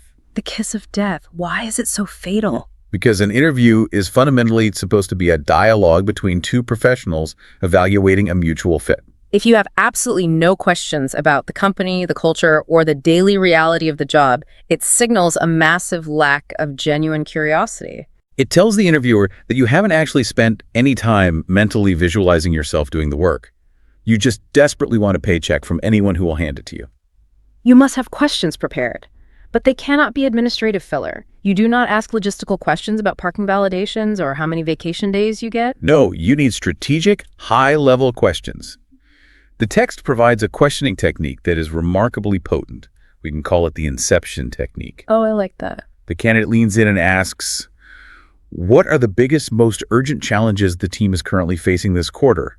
And how do you see the person in this specific role actively contributing to overcoming them?" That is such a powerful psychological play. Look at what that specific phrasing does to the interviewer's brain. It's incredible. By asking how this role contributes to solving their immediate problems, you're forcefully hijacking their imagination. You're forcing the interviewer to actively visualize you, sitting at a desk in their office, actively removing the headaches that keep them up at night. You're planting the idea of your own indispensability directly into their subconscious. Precisely. You're shifting their mental model. They stop evaluating you as an external stranger, and for a brief moment, they neurologically process you as a collaborative, problem-solving colleague. Here's where it gets really interesting, though. What's that? When I was reading this section about the weakness question and the reverse questioning, it hit me that there is a massive, often overlooked perspective shift happening here. Tell me. The weakness question isn't just their test of your maturity. Think about it. Their reaction to your vulnerability is actually your test of their corporate culture. That is a profound insight. How do they handle your honesty? Exactly. If you give them a genuine, vulnerable answer about struggling with delegation, and they react with visible harsh judgment, or worse, they subtly use it to demean you later in the conversation. Well, they just handed you a massive gift. They just showed you exactly who they are behind the corporate branding. They punish honesty. And if they punish honesty in a tightly controlled interview setting, they will absolutely punish it when a multi-million-dollar project goes off the rails. It means you're sitting across from an irrevocably toxic workplace. That is a brilliant synthesis. By mastering these behavioral frameworks, you stop being a passive, fearful victim of the evaluation process. You become an active driver of the conversation. And more importantly, an active evaluator yourself. You're interviewing them just as fiercely as they are interviewing you. Right. You reclaim your agency. You reclaim your power. But let's look at the best case scenario. Okay, best case. Let's say you execute this flawlessly. You navigate the exhausting cultural friction. You nail the 90-second executive summary. Your star stories are objectively undeniable. You perfectly pivot your weakness into growth. And you successfully inception them into offering you the job. You survive the psychological gauntlet. But the exact second you win, you immediately face a completely different, mathematically terrifying hurdle. The offer letter. Yes. Welcome to the $1 Million Conversation. Let's look at the visceral biology of what happens next, because it's fascinating. It is.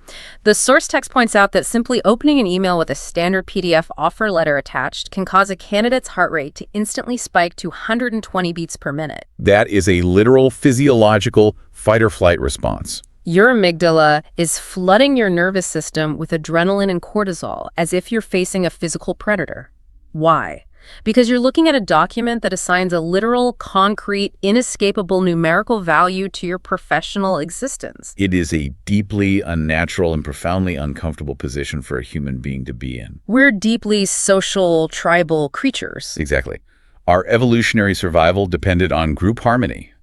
And suddenly we're placed in a starkly adversarial dynamic regarding our own worth against the very tribe we're trying to join.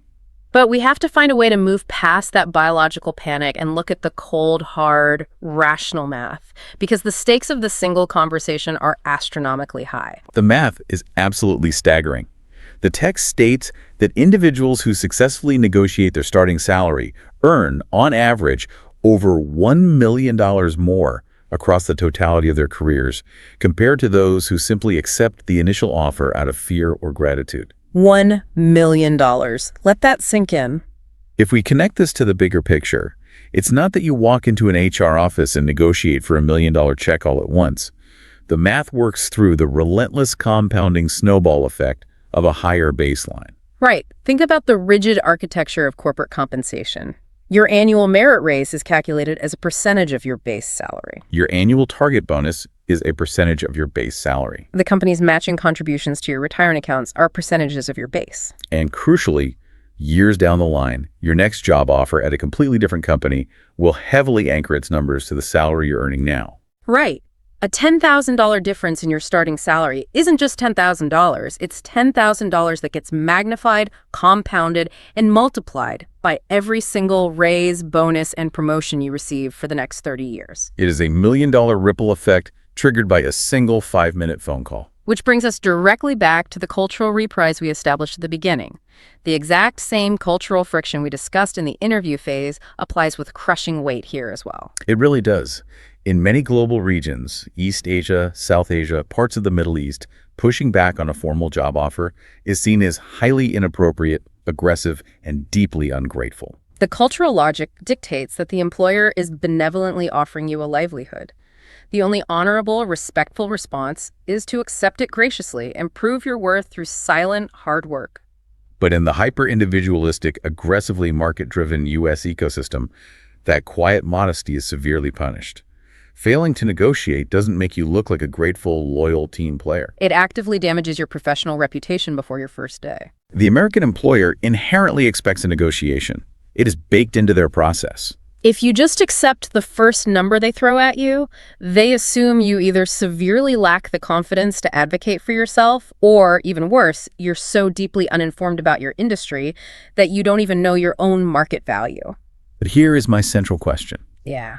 If the stakes are mathematically worth $1 million, and we conceptually know that fact, why does it feel so socially agonizing to just open our mouths and ask for what we have already empirically proven we are worth? Why does the biology so easily override the math? Because asking for money directly triggers our deepest, most primal fears of rejection and social exclusion. Evolutionarily, we're terrified that by demanding more resources from the group, we will anger the leaders and the tribe will cast us out into the wilderness. Exactly. To overcome that profound biological panic, you cannot simply rely on raw willpower. Willpower will fail when your heart is beating at 120 BPM. You have to replace the raw emotion with a cold, highly structured, step-by-step tactical script. You need an emotionless algorithm for the conversation. And that algorithm starts way before the PDF offer is even generated. Let's break down this tactical toolkit. The absolute golden rule of U.S. hiring negotiation, according to the text, is non-negotiable. You must let the employer bring up compensation first. You must vigorously protect and retain your leverage. The person who names a specific number first loses the leverage. It's an old negotiation adage, but it remains the foundational truth of salary discussions. However, corporate recruiters are highly trained to pressure you into breaking this rule early. Oh, they are. In the very first 15-minute phone screen, long before you know what the job actually entails, they will casually ask, "So what are your salary expectations?" They're trying to box you into a number before you have any power. So how do you handle that early pressure without seeming difficult, evasive, or combative? The text provides a brilliant specific deflection tactic. You do not get defensive. You utilize the script. I'd really love to learn more about the full scope of the role, the specific daily responsibilities, and the team structure before discussing specific numbers. It is the perfect deflection, because it relies entirely on unimpeachable business logic. You're essentially telling them, I am a rational, analytical professional. I cannot price a complex service until I fully understand the scope of the work required. It makes you look thoughtful and thorough, not evasive. And then you immediately pivot to mutual alignment to soften the deflection. You add, I am confident that if we establish that this is a great mutual fit, we'll be able to arrive at a compensation package that works perfectly for both sides. You're actively reassuring them that you aren't going to be irrational or demanding, but you're creating an iron wall, refuse to drop an anchor number. And you hold that line through every round of interviews until you reach the precise point of maximum leverage. When does that happen? It happens the exact moment they call to extend the official offer, because at that moment, the power dynamic completely flips. They have spent 6 to 8 weeks reviewing resumes, conducting interviews, and arguing internally. They have formally rejected every other candidate. They've emotionally and operationally committed to you. They desperately need you to say yes so they can solve their staffing problem and get back to their actual jobs. But when the recruiter calls and enthusiastically says, "We are absolutely thrilled to offer you the job," your biological impulse is to yell, "Yes, thank you, I'll take it." You just want the unbearable tension of the job hunt to finally end. Which is exactly what you must discipline yourself not to do. You must buy time. You express intense, genuine gratitude, but you request 1 to 3 days to evaluate the offer in writing. You must step away from the emotional high of the phone call. And what do you do with those 72 hours of bought time? You hit the data. You do not guess. You go to platforms like Glassdoor, Payscale, Levels.rfi. You meticulously research the exact market value for your specific role in your specific geographic city, adjusting for your specific years of experience. You build an impenetrable data-backed case. And then you get back on the phone to execute the core algorithm, the gratitude value ask framework. This framework is the engine of successful negotiation. Let's break it down sequentially. Step 1, gratitude. You start the difficult conversation by warmly reaffirming your enthusiasm. I am so incredibly excited about the vision for this team and the opportunity to join. This step is critical because it actively disarms the recruiter's defensiveness. You're signaling that you're still on their side, you're joining the tribe. This isn't a hostile takeover. Step 2, value. You logically construct an objective business case for why you command a higher premium. You briefly reiterate your years of specialized experience, a rare certification you hold, or a specific revenue metric you've driven in the past. And the source has a massive flashing warning light right here. Never, under any circumstances, include your personal financial needs in this value statement. This is perhaps the most common and devastating mistake amateur candidates make. They get on the phone and say, "I really need a higher salary because rent in the city just went up 20%, or "I have a massive amount of student loan debt I need to clear." The harsh, objective reality of corporate America is that the employer does not care about your personal overhead. They are a business buying a unit of labor at market value. Bringing up your personal rent makes you look incredibly amateurish and emotionally manipulative. You must frame the value entirely around the ROI you deliver to the company's ledger, not what you owe to your landlord. Right. Keep it strictly, coldly business. And then we arrive at step 3, the ask. This is the moment of truth. And the text provides what I can only describe as a linguistic cheat code for executing the ask without triggering conflict. The exact script is, based on my research of the current market, I was hoping we could explore a base salary in the range of $95,000 to $105,000. Let's do a deep forensic linguistic analysis of why that exact phrasing is so potent. Based on my research, instantly anchors your financial request in objective external data rather than personal greed. You aren't saying, "I want." You're saying the market dictates. And I was hoping... This is brilliant psychology. It deliberately uses the past continuous tense. It softens the hard edge of the request. It feels significantly less like a strict demand and more like a gentle, vulnerable inquiry. And the verb explore. I was hoping we could explore. It is highly collaborative. You aren't saying, "I demand $100 or I walk." You're inviting the recruiter to sit on the same side of the table as you and join you in a mutual problem-solving exercise. And finally, providing a range, but utilizing a highly specific anchoring strategy. You place your actual target number at the very bottom of the range. If your data tells you that you want $95,000, you do not ask for $95,000. You ask to explore a range of 95 to 105. It makes you appear reasonable and flexible while subtly dragging their psychological anchor to a much higher tier. It is incredibly elegant, it's polite, it's firm, and it's backed by data. But the actual magic of this tactic doesn't happen while you're speaking. The most critical, agonizing part of this entire process happens the millisecond you finish the sentence and stop talking. The golden silence. The absolute psychological necessity of snapping your mouth shut immediately after you make the ask. Because what happens? You drop that number, And the silence stretches out over the phone line. 1 second, 2 seconds, 3 seconds. And your brain, flooded with adrenaline, starts screaming at you. They hate it. You ask for too much. They're going to pull the offer, say something to fix it. And the overwhelming, almost unbearable urge is to jump back in and nervously backpedal, to say, but I'm super flexible. Whatever you think is fair is fine. If you utter that sentence, you have instantly negotiated against yourself and lost the entire $1 million. Just by breaking the silence. If we connect this to the bigger picture, the golden silence is not a dominant power play. It isn't some aggressive alpha move designed to intimidate the poor recruiter. You're simply giving the employer the necessary cognitive space to process your request, mentally check their departmental budgets, and formulate a professional response without your anxious interference scrambling their thoughts. Let the heavy silence do the heavy lifting. So let's play this out. What happens when the silence finally breaks? What if the recruiter comes back, sighs, and says, look, I hear you and we love you, but our base salary for this specific role is strictly capped by rigid HR bands. We literally cannot go $1 above the original offer. This is where the amateur negotiator assumes they've lost, surrenders, hangs their head, and says, okay, I'll take it.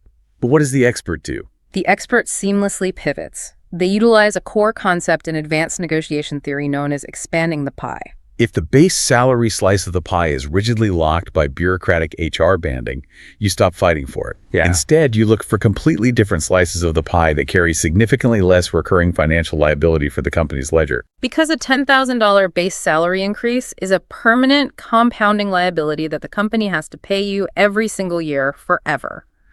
But what else is actually on the table? The text lists, signing bonuses, upfront equity or stock options, an extra week of paid time off, accelerated performance review schedules, or dedicated professional development budgets to pay for your master's degree. Exactly. You have to understand the internal mechanics of a corporation. A hiring manager might have zero political power to break a strict HR salary band. But that exact same manager often has total, unquestioned discretionary control over a one-time operational slush fund.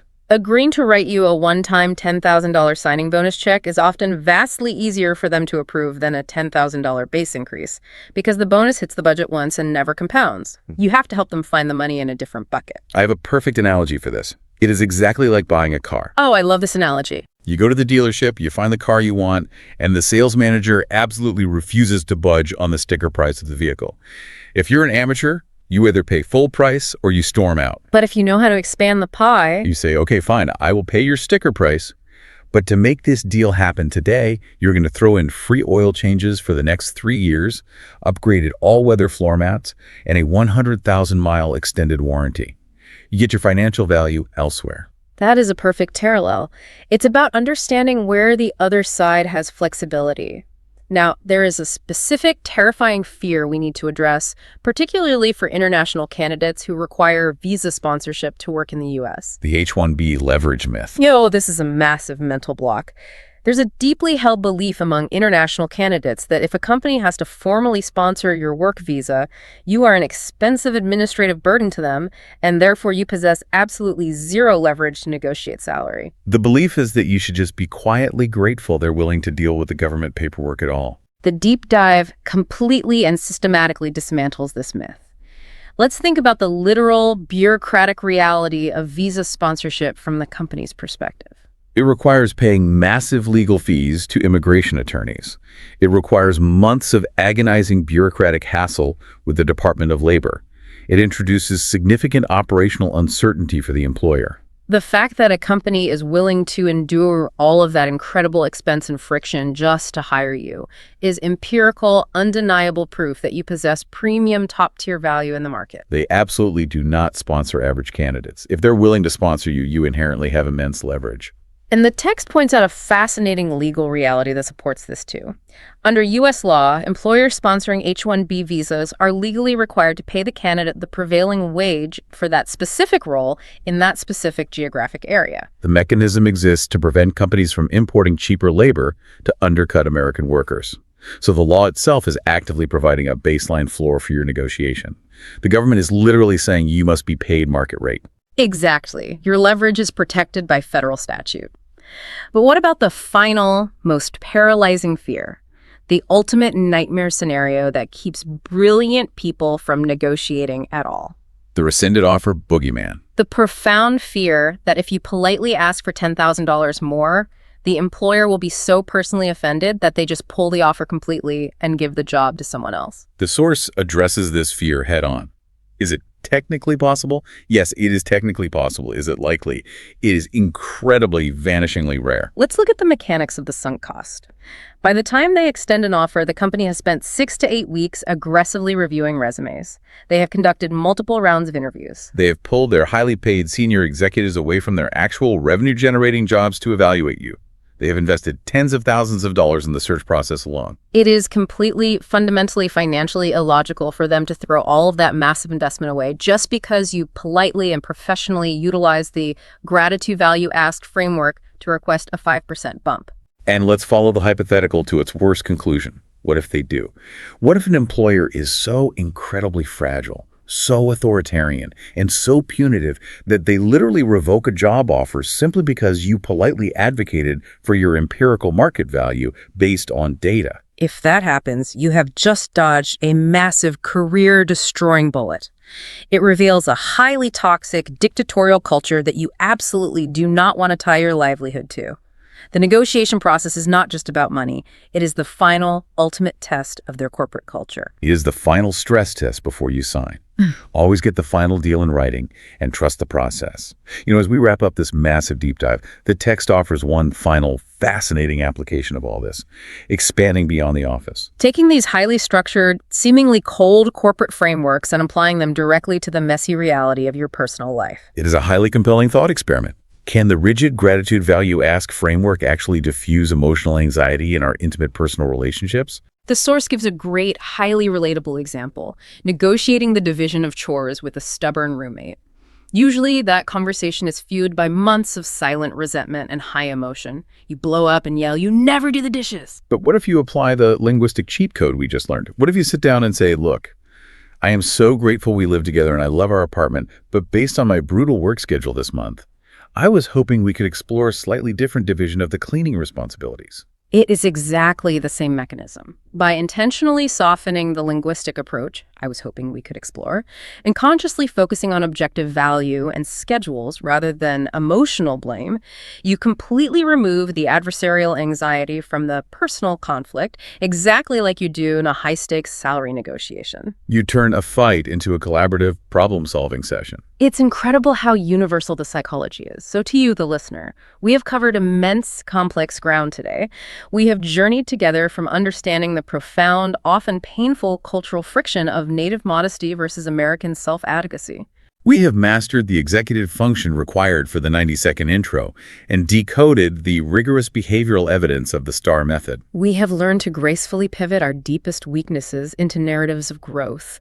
And finally, we have built a comprehensive, step-by-step, bulletproof toolkit for navigating the terrifying million-dollar conversation using the gratitude value ask framework.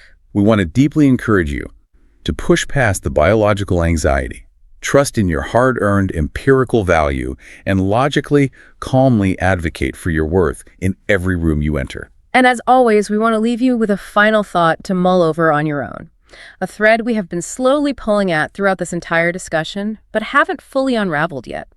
Think deeply about the entire structural apparatus we have just spent an hour deconstructing. If the absolute bedrock philosophy of U.S. corporate hiring is that past behavior predicts future performance, and yet we are all actively, rigorously training ourselves to flawlessly perform highly scripted, artificial frameworks, like the curated 90-second narrative, the rigid STAR formula, the highly calculated pivot to growth, are companies actually evaluating our true, raw competence anymore? Or have they inadvertently created a massive closed-loop system that merely filters for the best performers of corporate storytelling?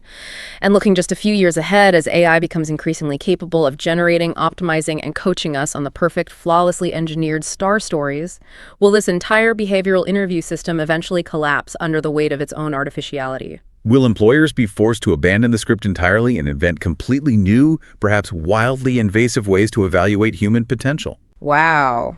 That is definitely a heavy question to carry with you. If the system is just a test of who can act the best, what happens when the acting is outsourced to an algorithm? That cultural x-ray machine we talked about at the beginning might just need a total fundamental redesign. Until then, keep questioning those assumptions, keep mastering the frameworks, keep advocating for your immense worth, and we will see you on the next deep dive. Goodbye. Goodbye.